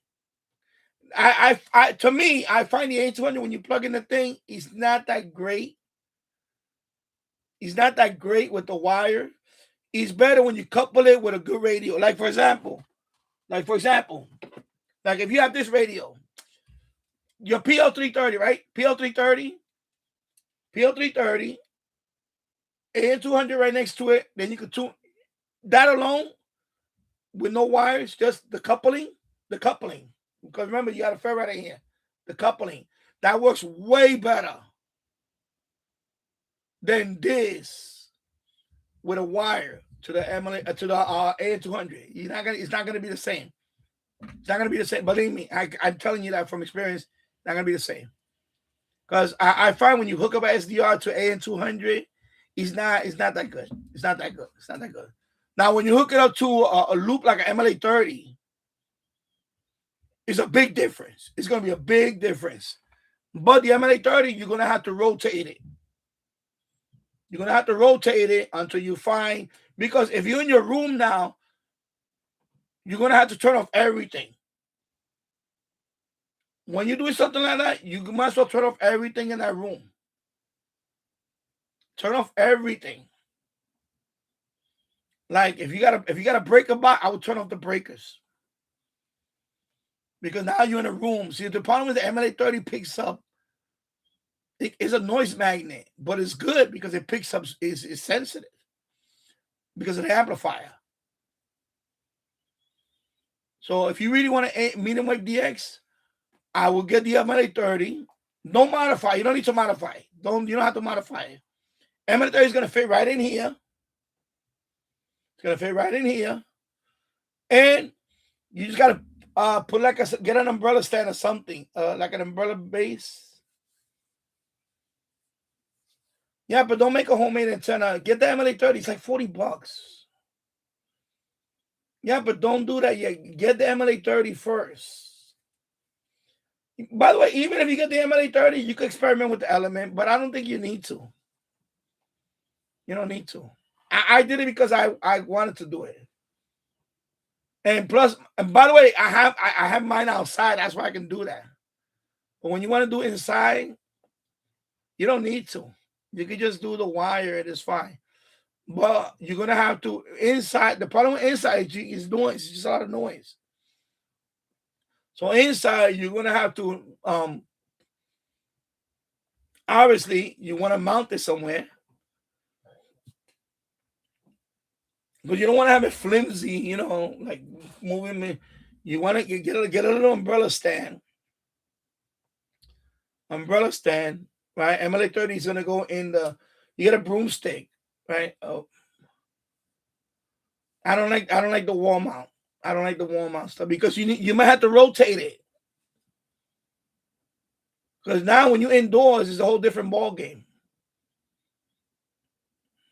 I know people that have it on the window, they get a lot of noise. You're gonna have to rotate it. That's the problem. When you're indoors, you're gonna have to be more rotating. So I will get an umbrella stand. I will get an umbrella stand or something, or some kind of tripod, right? By the way, make sure it's not metal. It cannot be a metal pole. It has to be PVC. You cannot have a metal pole with the MLA30. It has to be wood or PVC. No metal. No metal because of loop. PVC or wood for the mast. Then you put on the umbrella stand. That's all you need. You put the MLA30, you can put it near a window. You don't have to put it right on the window. You can put it right near the window. But you don't have to, because remember, medium wave is it's gonna go through the walls and everything. Doesn't matter. But you do want to have it in a quiet place, a quiet area in the room. So, like for example, in my case, I'll give you an example in my case. This radio, if I play here, it sounds okay. If I go to that corner, it's noisy.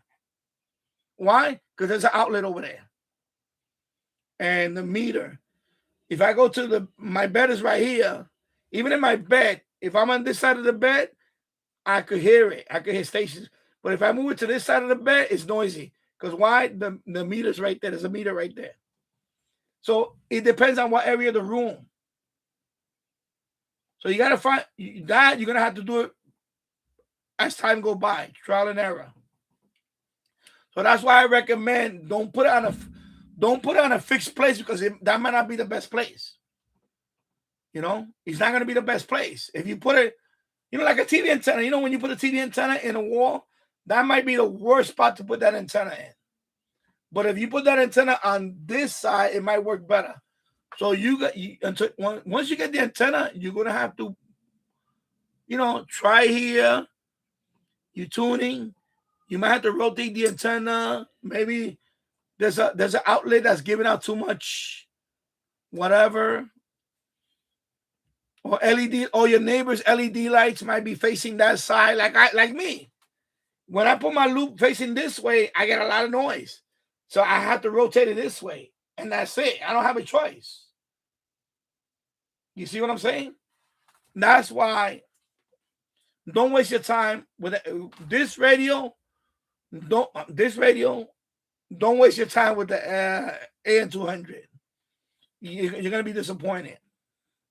Get the MLA30. But set it up, set it up good. Don't mount it on a wall, on a window. Don't do that. I see people do that, and it's horrible. It's horrible. You want the loop away from everything. Like maybe put it kind of in the middle of the room. If it's gonna be indoors, put it in an area where there's nothing next to it, because you want clearance on it. You don't want, remember it's the whole element. So you don't want nothing like right almost touching it. You don't want that. You want space around it. And then you're gonna tune, and then you're gonna rotate the antenna, and whatever's the best signal, you're gonna lock it right there. And that's it. That's all you can do for now. Because you're not outside.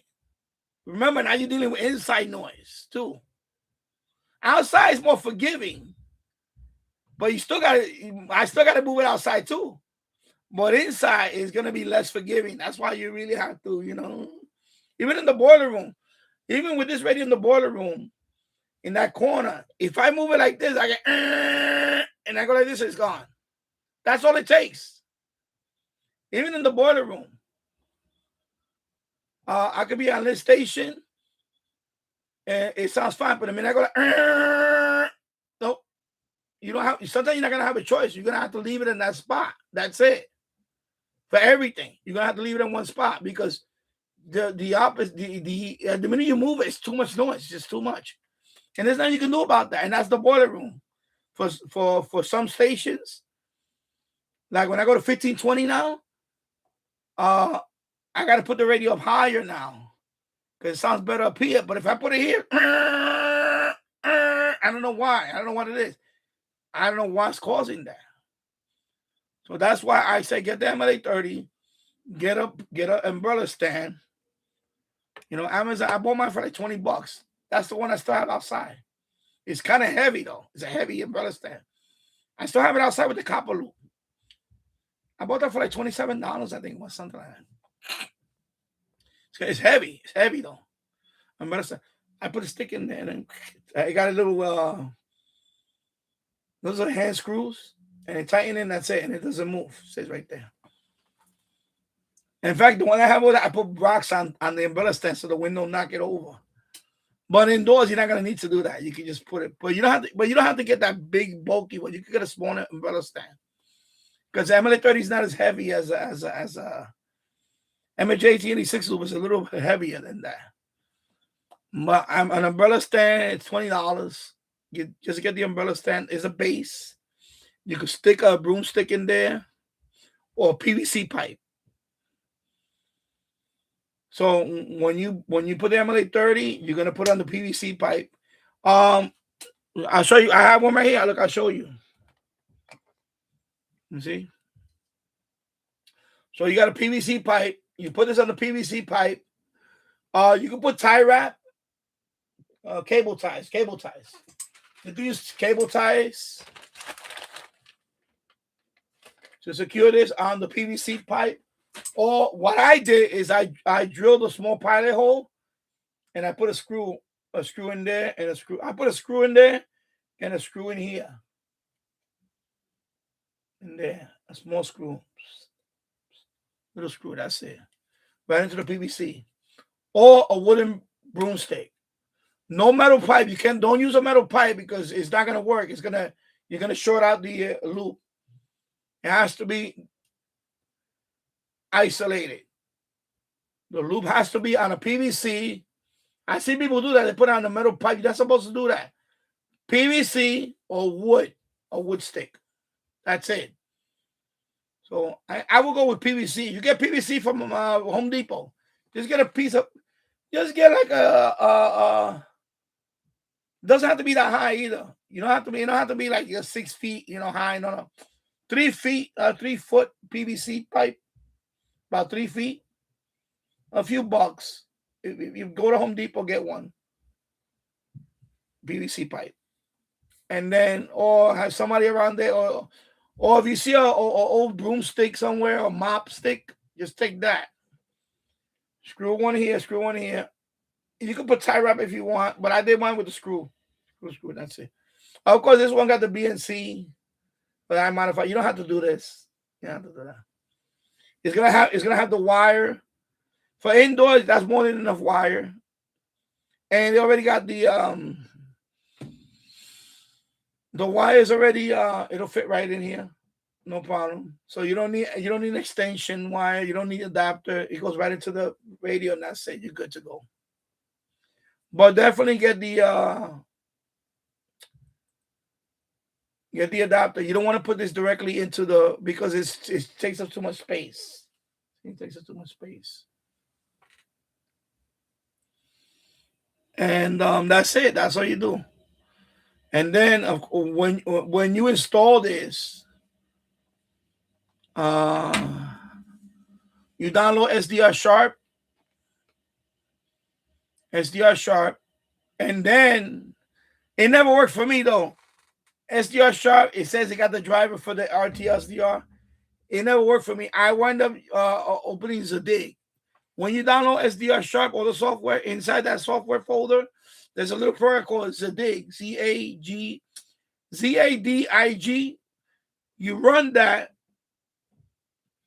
Yeah, SDR plus, but you're still gonna have to run Zadig because Zadig is gonna store the driver for the computer. It's gonna store the driver. So run Zadig. I should make a video on all this, but there's videos out there on Zadig. I could explain to you when. Anyway, you run Zadig, and you got to pick one of them. I forgot which one. Bulk 0.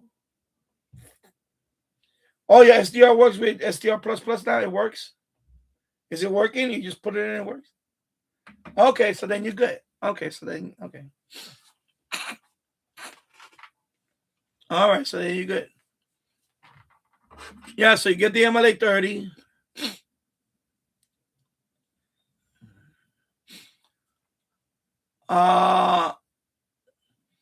I think for HF, you have to do one more thing, though. I know on this one you have to do the Q branch, because if you do it by yourself like that, you're not gonna get HF. You have to. There's an option in STR plus. You have to press it's a box. I think it's a box. You have to check. It says Q branch something, and that enables you to go down to the HF portion. The HF.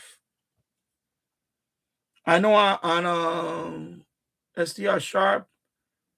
I think when you. No, it's not the gain. It's called okay. Let me check. I don't want to mess with my server but I'm gonna look at it, see if it's in there. Let me minimize this. Let me see. Is it on the audio? No, it's not on the audio. The radio. Is it radio? Oye, pero qué carajo, Let me see what is that.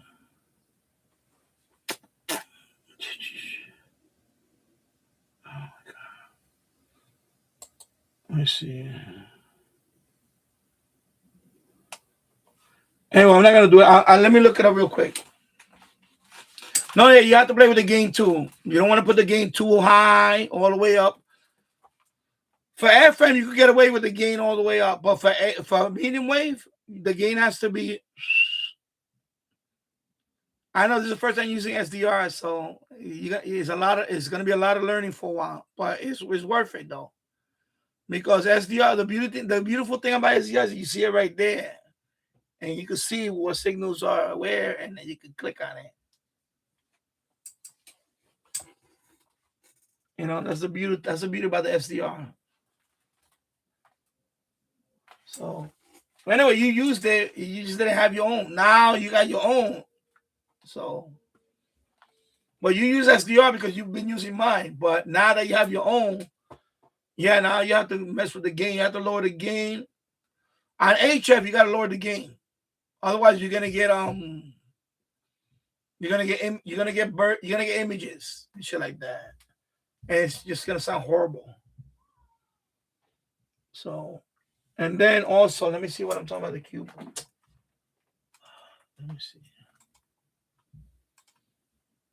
RDL, SDR, Q branch. It's called Q branch.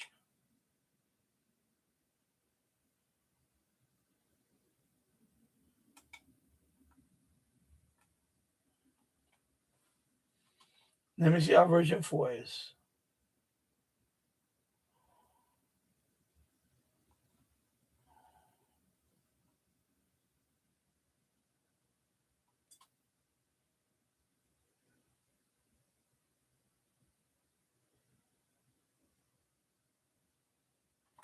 So right here, I'll show you.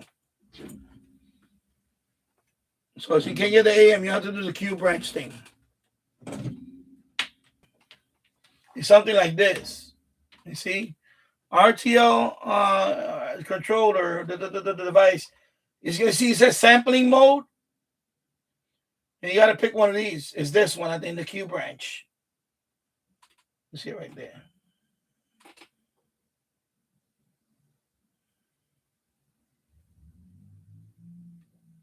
You know? Because if you don't do that, then you have to do, Q branch. It's Q branch. I believe Q branch. You pick that one. When you pick that, you got to restart. And then you should be able to tune down. Cause I don't think you have to. Back in the day, we had to do the offset and all that. We don't have to do all that now. I think with yours now, I don't even think you have to do the Q branch. I'm surprised that version 4 has to do the Q branch. I thought by version 4 you have to do the Q branch, but I guess you do. I just can't show you here because I don't want to shut down this thing. Because now I can pick an 880, for example, and now, yeah, okay. So it's working now. So now when you go down to HF, that gain got to be lower. You can't put that gain all the way. Especially when you go on medium wave. On medium wave, that gain got to be like half. I think like half. You got to play around with it.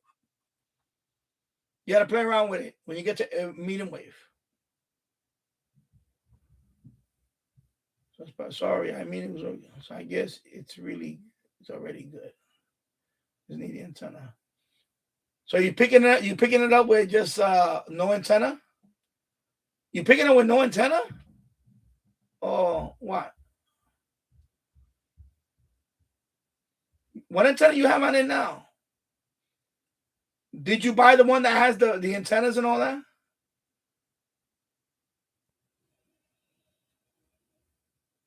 You have an antenna. I'm asking too many questions. Let me slow down.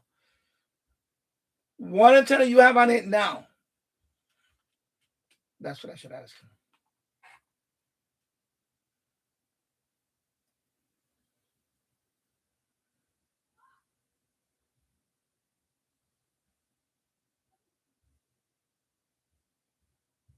Hey, my son.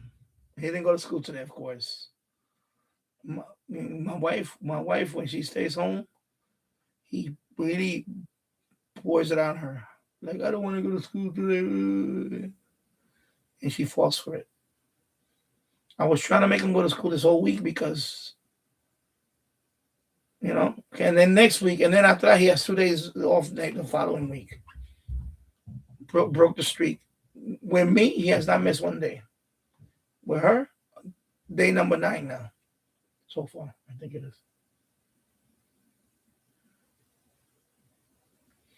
Okay, Tasso, the ones that I have came with, yes, AM works on A80, for example, and 1130, I think, because they're so strong. Yeah. But you can tune down there.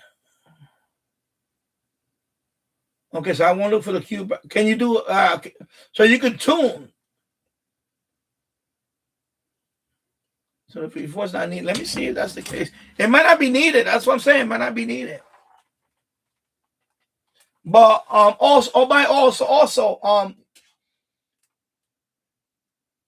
okay, you can tune. So I think you need to put the gain up to see if you can pick up 820. So you might have to put the gain up a little bit, see if 820 comes on. If 710 or nothing. Okay. So yeah, probably the antenna. Oh, 710 does. Okay, so that means it's working. Yeah, okay, so it's working. So you need something like even something like this. See this one? It's pretty long. But this one is pretty long. So even like this. Yeah, of course. But But I will get the MLA30 first. Only because you're going to get results right away with the MLA30. With the Turk Advantage, you're not going to get results with this type of radio. With SDR, I never had, I'll tell you from my experience, not only this SDR, I had, like this one, even this one. This one with a Turk Advantage. This one, I done Turk Advantage with this one. You're gonna get a couple of locals, and that's it. You're not gonna get DXing. The MLA30, you will get DXing. You will get DXing with the MLA30. You will get And by the way, not only for that one, you can plug it into your PO330. Your PO330, you need an adapter. PO330, boom, MLA30. That too. So your PO330.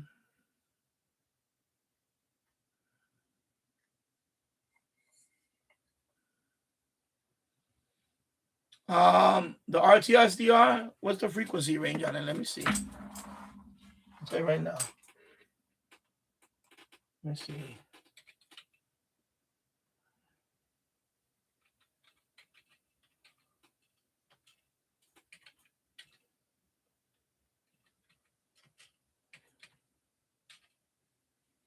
I remember.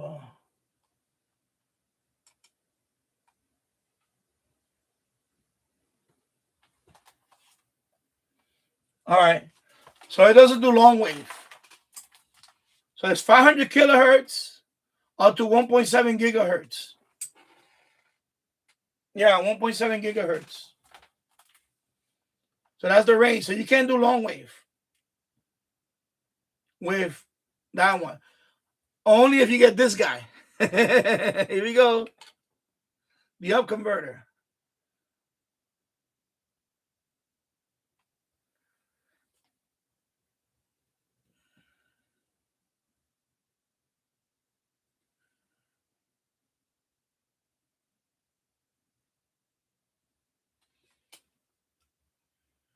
Yeah, so when I had this, it was like I didn't have fun with this. To be honest, I didn't have fun with this. When I got this and this together, I had fun. I was DXing. With this and this, I was DXing medium wave.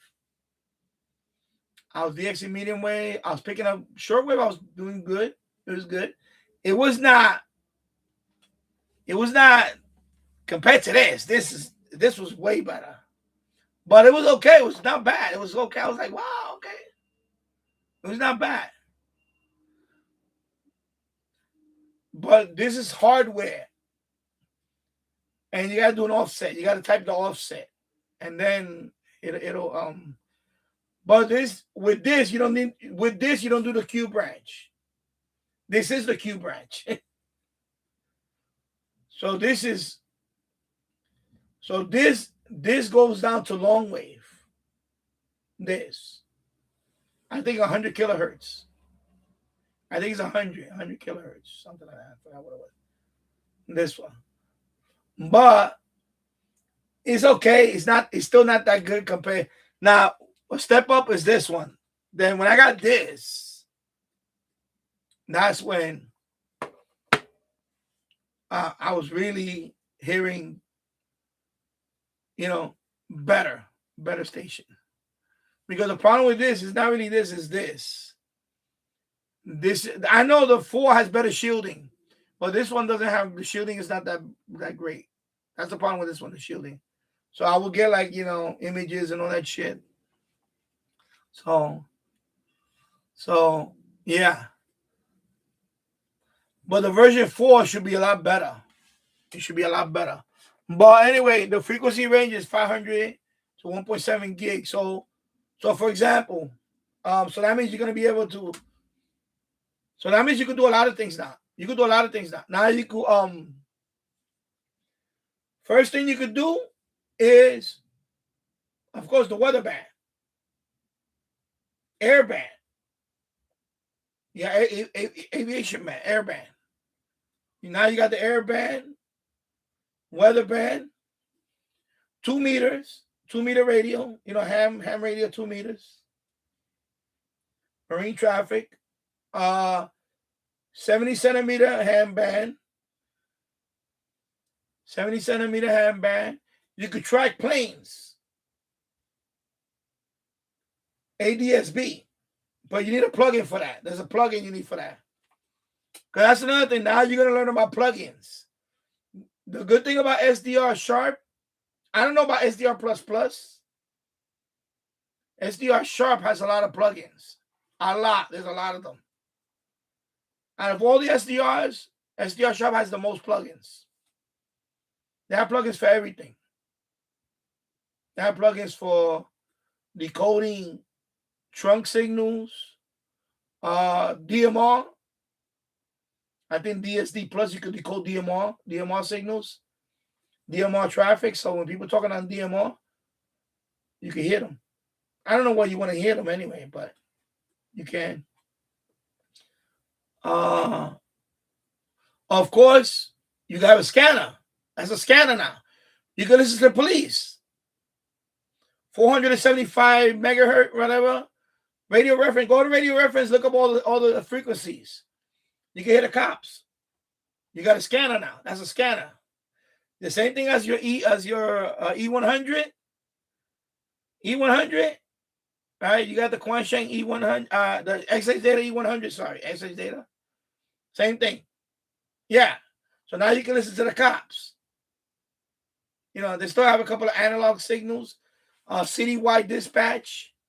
So you can listen to a couple of precincts. So you can listen to that. You can listen to the MTA, railroad. You know, rail, Amtrak, Long Island Railroad. You can listen to all that. You know, you can listen to a lot of things. But they have a lot of plugins too. You know. I know with SDR Uno, they have an FT8 decoder. So I know SDR Uno, they have their own decoder, their own plugin for FT8. Just to listen to FT8 and it decodes it. So I'm sure, I don't know, they have a plugin for FT8. You could decode FT8. So you could decode FT8. So you put it on whatever FT8 frequency, upper sideband, and then the plugin can decode it. But you don't need a plugin. You can use WSJTX and just run it side by side. You can do the same thing. So you can decode FT8. They have a lot of plugins. I'm gonna look at this. Let me look at the list of plugins. Let me see. I go to RTO SDR plugins. They have a whole bunch of them. There's a whole bunch of them. There's a list of plugins. Let me see. I have the list here. It's a lot of them. Yeah, they have like a scanner, fast scanner. If you want to turn your SDR into a scanner, I never did that because I kind of find it annoying. It's too much of it, But you could do that. You could set it up as a scanner and it scans. If you want to do that. So they have a plugin for that. Fast scanner. It's called Fast Scanner. And then see they have simple DMR. If you want to decode DMR, they have that. They have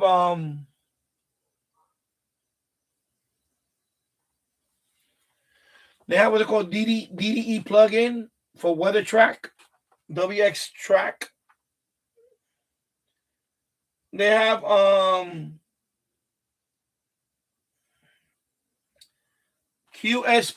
QPSK demodulator. That's if you want to decode M2 satellite, media M2 satellite. Like that. They have all this stuff.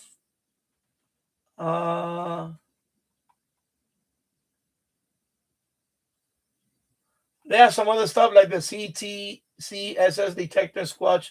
That's all, radio stuff, but I don't really care about that stuff. But they have all this stuff. What else? Audio processor. They have an RDS logger. So it puts the data to CSV file. I never use all that stuff. I just whatever. DSD. I know a lot of people use DSD Plus. A lot of people use that DSD Plus. It stands for Digital Speech Decoder. There's a Tetra decoder. That's another, which is called Tetra. That's another like digital. When they say Tetra, they're talking about digital. So this decodes Tetra.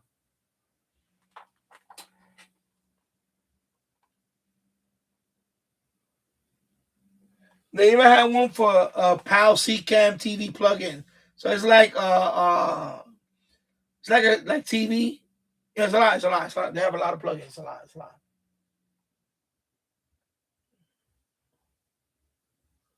There's a lot. Believe me, there's a lot. Of course, like I said, Unitrunker, that's for trunking. Passive radar plugin.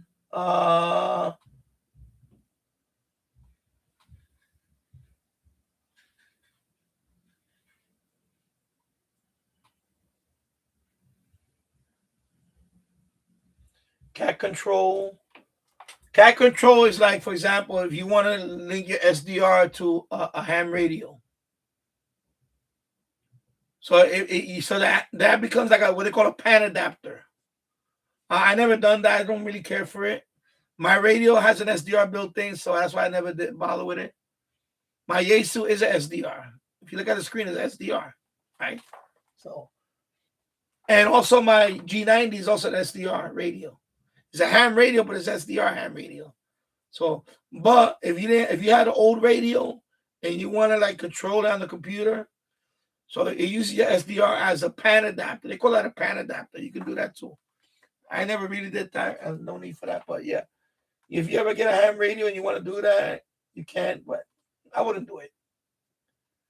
These radios now, they're very cheap now. You can get an SDR transceiver like the G90 for like under $400. So I wouldn't even,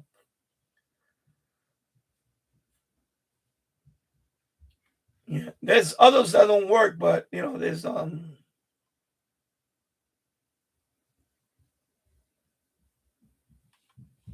yeah.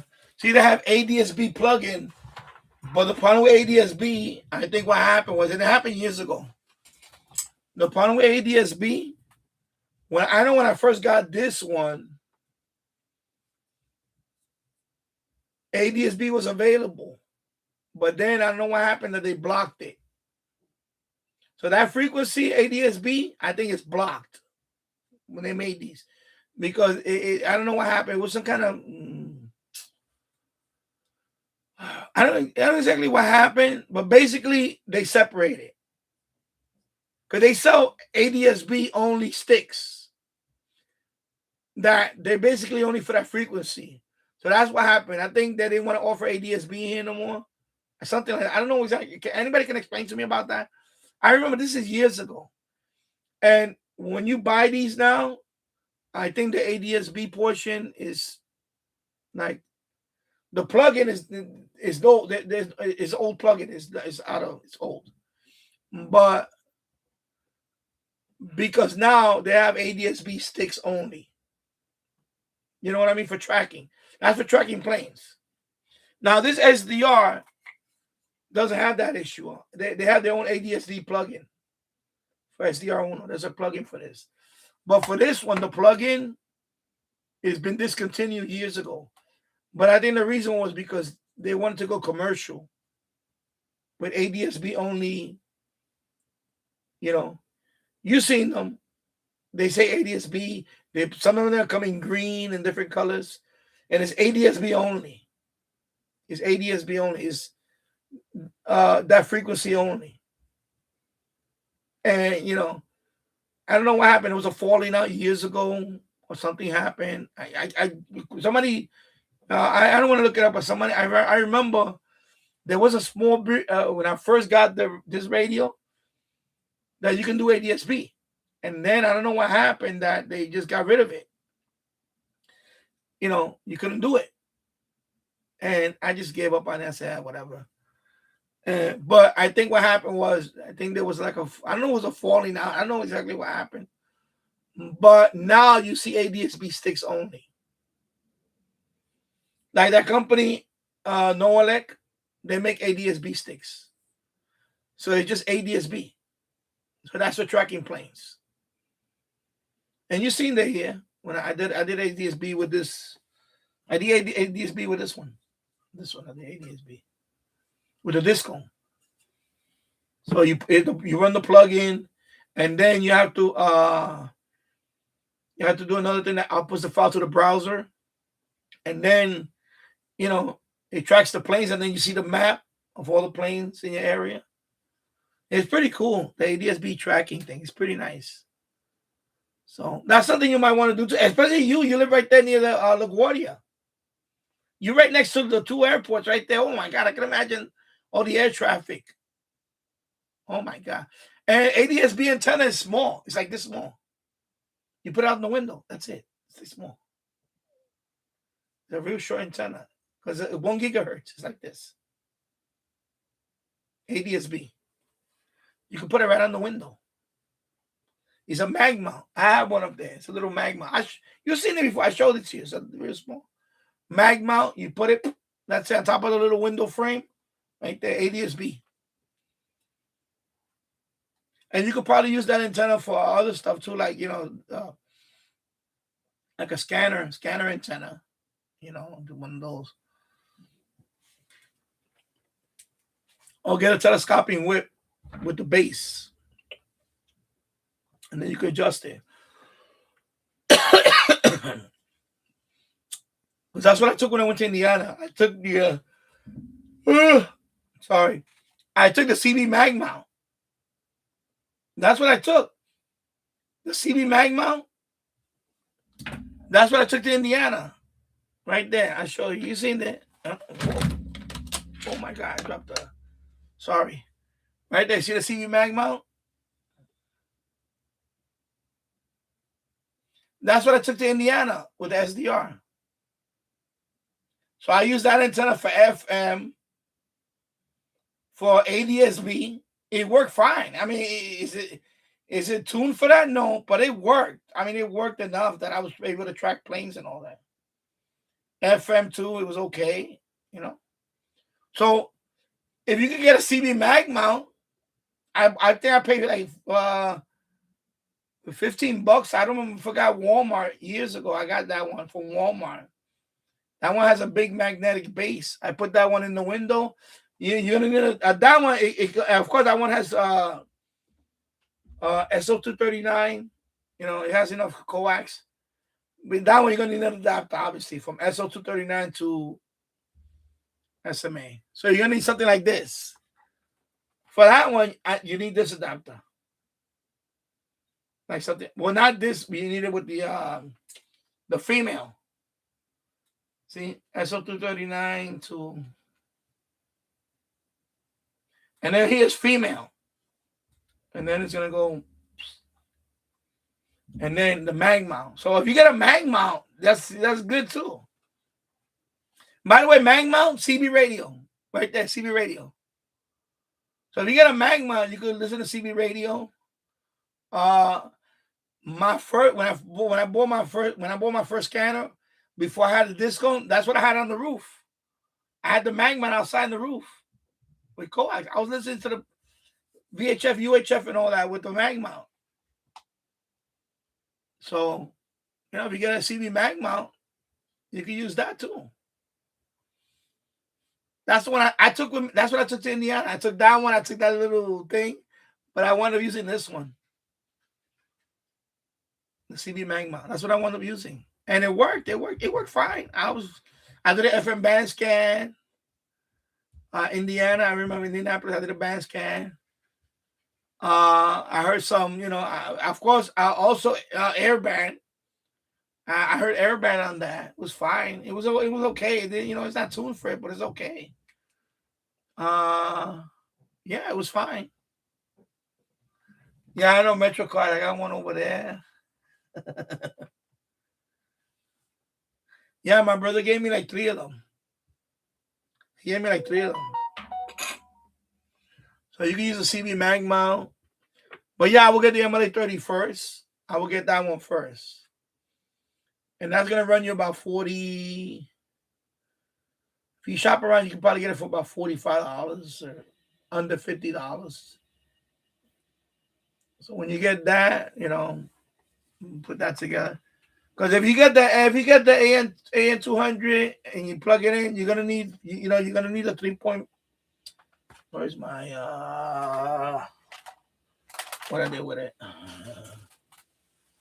I got a mess here, man. I need to. Geez, I've been saying that for months. Anyway, 3.5 millimeter, but then you're gonna have to get a 3.5 millimeter to SMA adapter, and plus, you're gonna be tuning all the time. You gotta move it around. You gotta tune. You're gonna get tired.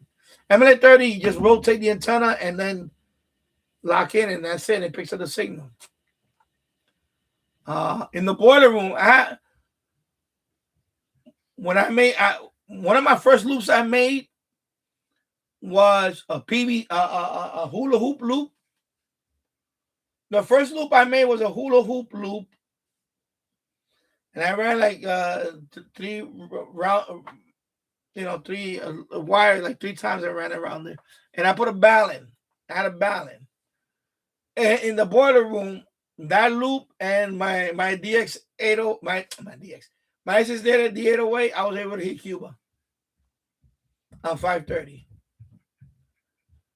I was able to pick up Cuba. In the boiler room, I was rotating the antenna, and I heard Cuba. I heard, the announcement, and I was like, "Yeah!" I got a video. It's old. It's way old. It's out there. You can put hula hoop. If you go on my channel, put hula hoop loop, Radio Encyclopedia, Cuba 530. You'll see the loop that I'm talking about. I still have it. It's around there. The hula hoop loop. It's over there in the corner somewhere. Actually, it's in the other room. I still got the hula hoop. I hooked it up to a balun. There goes the balun right there. I hooked it up to that one. To that white one. And then the coax went into the radio. Into the with adapters. It went into the 808. And I was able to hit Cuba. Although people were saying, "Oh, the jack is not really for a medium wave, it's for a short wave." It worked. And by the way, I could have just put the radio near the loop, and I was getting the signal. That's another way but just by putting it near the loop, I was able to get the signal. But by the way, when I did that, was before the MLA30 was out. So now, as soon as the MLA30 came out, when I bought it, that's the antenna I recommend for everybody now. Get an MLA30 first. Get that first, and then later on, if you want to experiment, you can get the donut antenna. If you want to get a donut antenna, but you're not gonna with this, you're gonna be dead tuning with the donut antenna. You want to do that? Have the MLA30. Just rotate the MLA30 around, and then you'll hear it right there. You'll see the waterfall go up and down, and much better. And if you could put it outside, even better. Even if you could put it out the window, maybe strap it and kind of leave it out there like that, that would be good too. If you could put it out the window, just leave it out there, that would be better. But if you can't do it, then have it somewhere in the room where, like I said, you're gonna have to, maybe also if it's too noisy, you might have to shut off a couple of breakers. I used to do that here. I don't do it now because I'm not really. I still love medium wave DXing, but not like the way I used to. I used to really, because now I pretty much heard everything I could hear. I pretty much picked up everything I could pick up. Like, if I pick up anything now, it's like, I still get new signals all the time. Like last night, I heard 2 new stations that I haven't picked up in a while. But I don't want to make a video out of it because they're not far away. They're not like far away. It's just, another station that I haven't heard. You know what I mean? It's just a new station, but they're not far. It's just another station from. So, because right now my bedside radio is this radio. Where's my Q-Docent? This has been my bedside radio recently.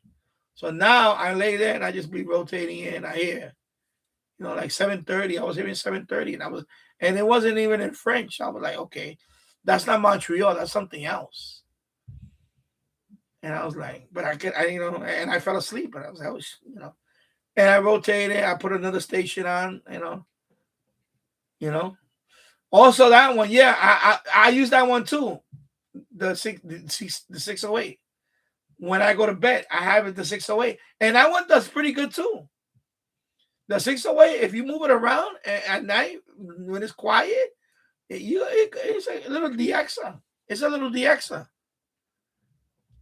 It's pretty cool. So yeah, 608 too. But when you get the MLA30, you put it in a spot. Once you know that spot is good, it's not that noisy. Hopefully that's the case. Then you're gonna be tuning. You'll be tuning medium wave. Then when you're gonna do the FM, when you're gonna do anything above HF, I will switch. Of course, you're gonna switch the antenna. and switch it over to if you could get a mag mount, I will get a mag mount, have it in the window.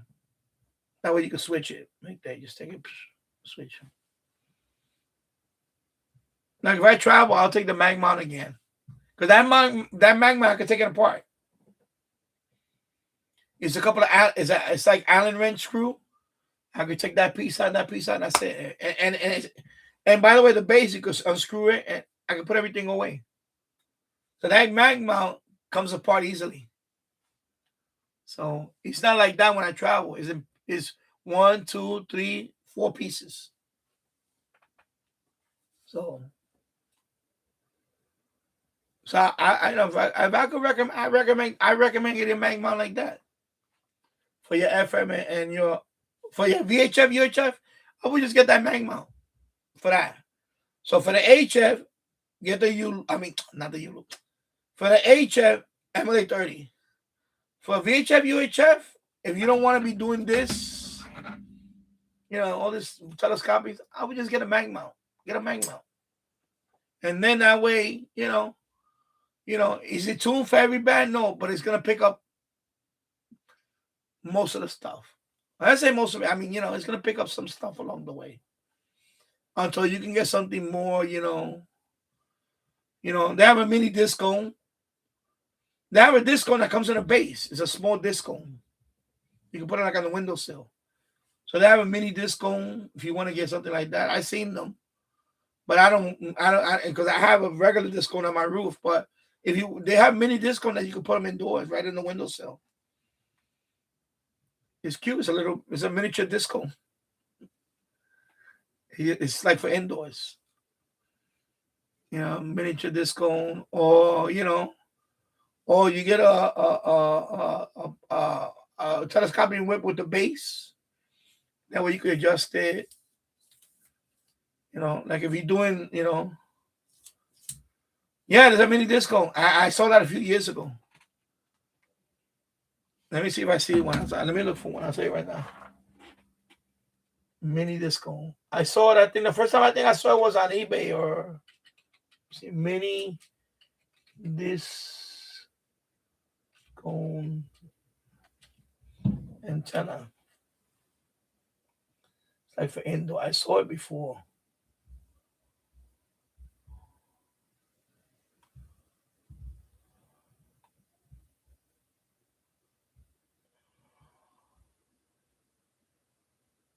Let me see.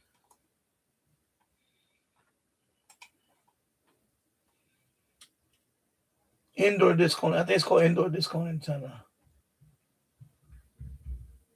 Yeah, indoor disc cone antenna. So something like this one. Let me see. Where is it? Let me see if Amazon has it.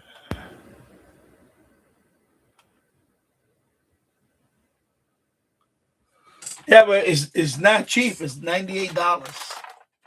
What the hell? Oh, it's on the floor. Oh shit! No wonder. Damn, Danny. What the hell, man? I had it on the floor. Yeah, it had this one. Look. You see?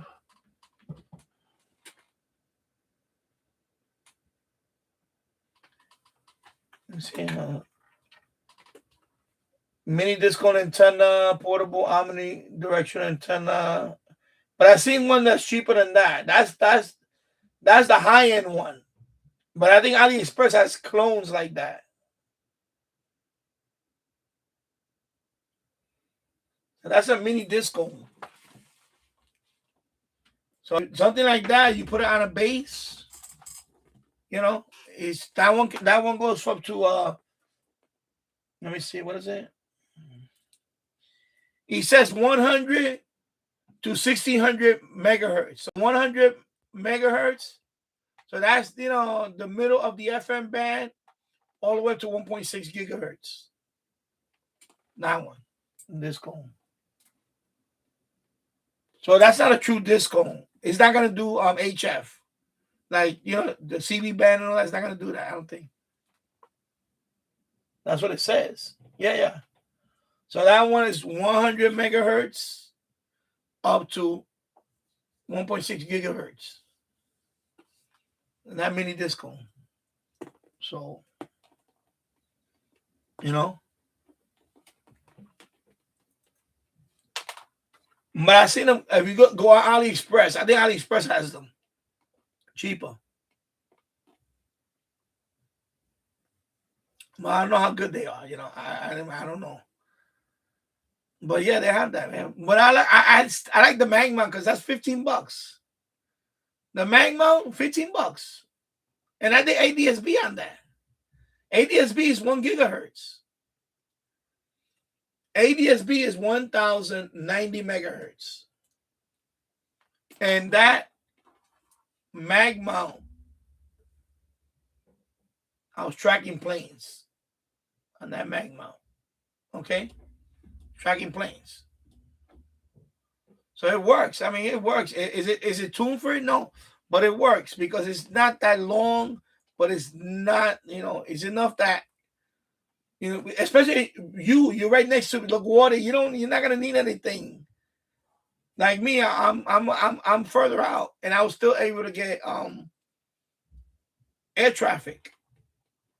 I was still getting air traffic. But remember, they fly right above me. In Yonkers, they fly above me to land to LaGuardia. Because in Yonkers, we're closer to Queens. I mean, we're closer to where you at on your side of Queens. Obviously. Because what separates us is the Bronx. That's it. That's what separates my county to LaGuardia is the Bronx. So when the planes fly, they fly this way. They fly north. Then they go west. Then they go back to LaGuardia. Like a U. They go this way. Most of them. Some of them. And then some of them come from straight in. But that's what we get. That's why I get LaGuardia a lot. That's the traffic. That's the air traffic that I get. I get LGA. I rarely get Newark. I don't get much Newark at all. EWR, Newark, I don't get. Newark Liberty, I don't get much. It's rare. LaGuardia, I get the most. I get the most traffic is LaGuardia. JFK, I rarely get JFK. I don't get that much JFK either. So this area in this airspace is for LaGuardia. I see them. I see them over the horizon. If I'm outside my backyard and I look over the hill, I see them trying to land. I see the landing approach. I see them landing. I can see the approach of it. It's slowing down. One after the other. They come into the It's pretty cool. And you're right there. You right there, bro. You like literally. Oh my God. I can imagine if you ran that, your screen will be flooded with planes. Over here, the airspace doesn't get flooded like yours. Over there, I could imagine. Oh my God. Oh my, I can imagine. Jesus. All those planes fly right there.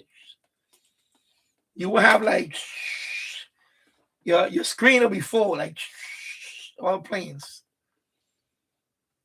Like shooting fish in a barrel.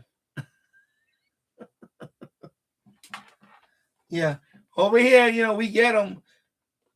And it's daytime. At night, it slows down a lot. At night, is not that much. So it's daytime. But at night, it slows down a lot here for air traffic. So, yeah, I need to do one of those. I'll do an live stream. I'll do the ADSB, see what happens. But, yeah, but I do the discount is. No, I pick a candy, but not a lot. Not a lot. Not a lot. Same thing with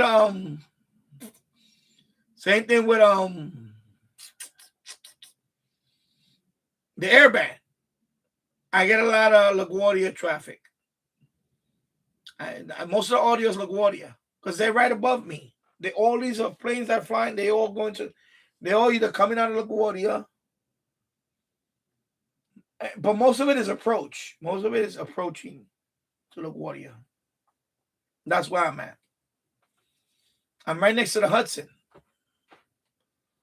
So yeah, but he Mr. Radio KP 3, yeah, but he's looking for something indoor. The one you're talking about, that's the big one, the one that goes outside. That's the one that I have. I have something like that one. But it's not Diamond, it's another brand. I forgot the brand that I have. The one that I have is the one with the CB whip and all that. What's the name? I have the equivalent of 1411, Tram 1411.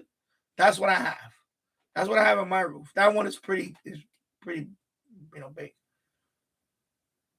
That's the one with the CB whip also. But we're looking for indoor one. He can't put that indoor. That's too big. I think the one you're talking about is too big. So no, cause he wants he needs like a mini disco, something like that. I mean, he doesn't really need a mini disco because, like I said, I don't know, but yeah, the one you're talking about, that's good for that's definitely for outside. That's not gonna be for indoors. If I remember, I don't know. Let me see that 3,000. Let me see it. I think it's that. Let me see. See the diamond. And the 3000N, right? There we go. Super disco right here. Yeah, that's like the one I have outside.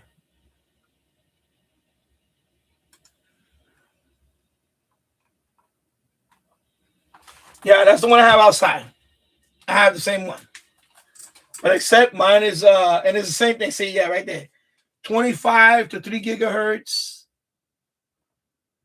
Yeah, 25 to 3 gigahertz. Yeah, of course, you can transmit on 6.2, 70 centimeter, 33 centimeter. You can transmit on the CB band, the one that I have, although it doesn't work very good. That's like the Tram 1411. That's the one I have. That's the same one I have outside. Yeah, with the elements. I got it. And then you have I have two of them. I have two of them that you can tune. So I have two elements that you can tune. I can tune on them. And this is for the CB. Yeah, so that's the one I have. I have like that one. It's just a different brand. Mine was branded under what's the name of it? Jetstream or something like that. Is it Jetstream? I forgot the name of it. Anyway, it's the same one as the Tram 1411. So it's like that one, except mine. I know you could tune the all the elements. There's two of them that you can tune. You can adjust them. So if you can make them longer, you can make something like that. And I paid when I got a good deal on mine. When I bought mine, I bought it right now. It's almost 10 years now. I got it up there. It's almost 10 years now. 9 years. It's almost 9 years since it's been on the roof. I have it hooked up to LMR 240.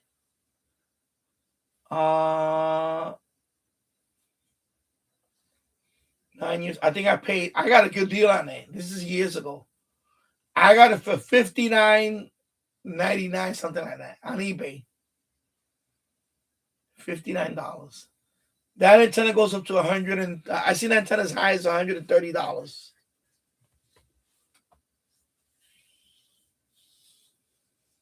Yeah, like the mini disco, the mini disco is the same thing. It's only VHF, UHF. So it's something like that one, the X50. But the mini disco that I was showing him is that one. It's VHF, UHF only. So it starts at 100 megahertz or to 1.6 gig. But honestly, I don't even think he needs that right now because I think like me, he can get away with a mag. He can get away where he's right close to the airport. He can get away with a like I did when I went to Indiana. I used the CB mag mount, put it in the window because the problem is that he lives in an apartment, is restricted. He's restricted. That's why. When you live in an apartment or like some people live in an HOA, they can have nothing outside. But he lives in an apartment, so I don't think he can put anything outside anyway. So, you know, unlike me, I got my disco up on the roof. I don't care. It's right in front of my building. So when you go outside, you see the disco right there. I posted a picture of it covered with snow. And it snowed a couple of weeks ago, right? What it was? I posted a picture on my the YouTube post. You see it? It looks like a snowflake. It was covered in snow. It looked like a big snowflake. Where's the picture? I'll show you the picture. Let me close all this stuff up over here. I hit post. Right here. Let me see. Yeah, see. Right here. A few weeks ago, right? 3 weeks ago, look. Look at my disco. Covered in snow.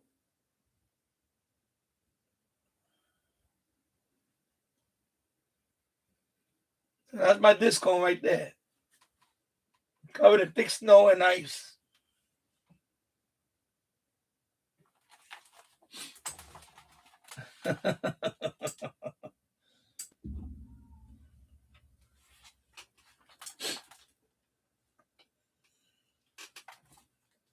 All right. Anyway, 5 more minutes. I'm gonna sign off. I got 4 hours. I think is good. So yeah, Tasso. So I would just get them at 8:30. You need to TX with a little power to make the ice. Well, it melted the next day. The temperature shot up the next day, and it was gone. It melted within a few hours because that day. I think the next day. I think the day after, it was already. Plus, that antenna right now is not hooked up to anything. I need to bring that wire down here. But right now, where it was is connected to the second floor, there's nothing up there now. All my radios are down here. So in the springtime, when the weather gets nicer, I'm going to go up there. I'm going to reroute the cables down here. And then on that window, I'm going to put the pass-through. I have it up there. I'm going to bring that pass-through down and put it on this window. And then I'm going to bring those antennas down here. And then that disco, I'll hook it up to my my scanner radios. I have 2 scanner radios here. Also, my CB radio is up there. I have a Uniden 980 SSB. So I want to bring that down here. I can hook that up here with the switch. So if I want to talk a little CB, But that disco I noticed is it's good for listening, but for transmitting, I'm not a fan of it. I don't know, maybe just me. I don't know, I'm not a fan of it. And then whenever I gotta put that fiberglass whip up there. I have this one here, which I need to hook up there, but I'll do that in the springtime. I want to hook this one up there. So this is a 2 centimeter. 2 meter. Sorry, 70 centimeter. And then I have the ground plane kit and all that. The radios, and so I'm gonna hook this up. Then I want to hook this up to my Yaesu for the VHF UHF. I want to hook this one up. I want to see. Hopefully, this will can tune better. Because this going, I didn't try it, but I don't know. I don't know if I want to try that. Maybe I'll try. I don't know. But I have to bring it down here first, and then I'll hook it up, and then I never hooked this one up yet to the. Because I bought this radio after I came down, after I brought everything down here. But that's gonna be in the springtime when the weather gets nicer. When the weather gets nicer, I'll bring that cable down. Because that's the only antenna that's not hooked up to anything now. My FM antenna, my TV antennas, they're already here. But the disc cone is the only one that's not hooked up to anything. It's just sitting up there. And then I have an MLA30 that's going up there. So I need to reroute that one. That's the one that's by the garage. I need to bring that MLA30 wire in here. So I have quite a few antennas I have to bring. Right now, the only thing I have is the MFED. Of course, that's the MFJ86 loop. Now it's not being used. Why I have it on? Let me turn it off. It's off. Because now this SDR is hooked up with FM antennas. So I'm gonna make some room here. Maybe put another switch here. So I don't know. I'm running out of place to put a switch.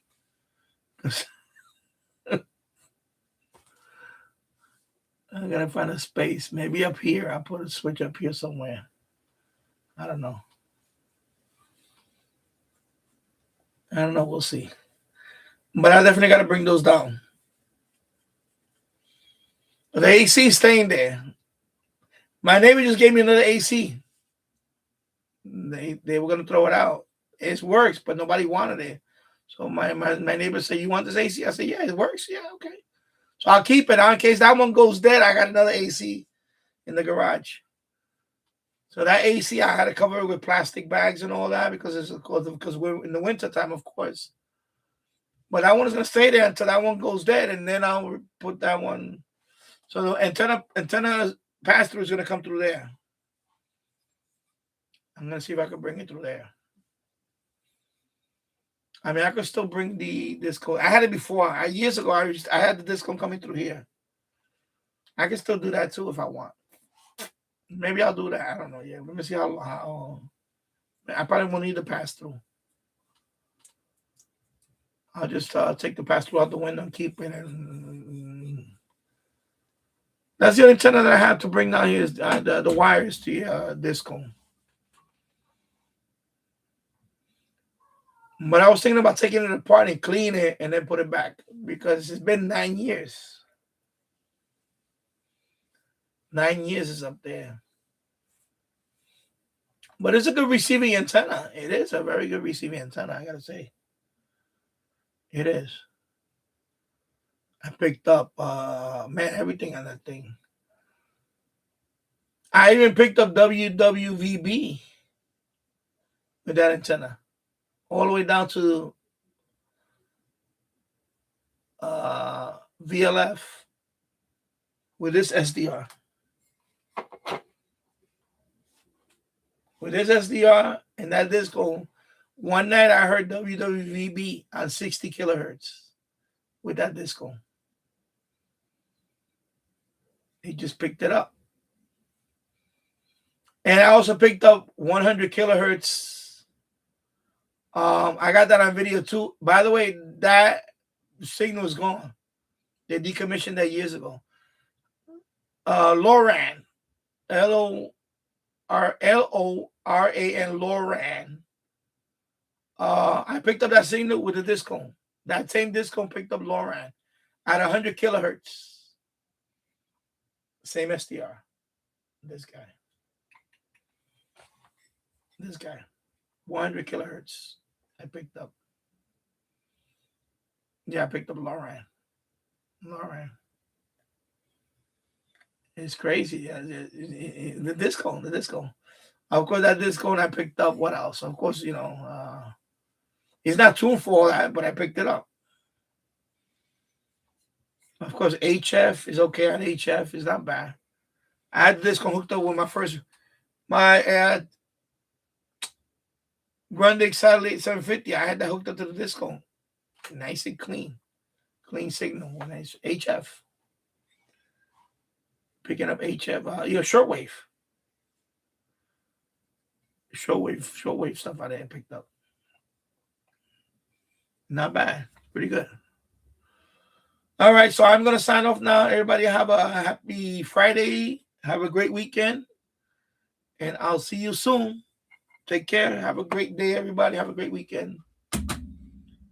And take care, everybody.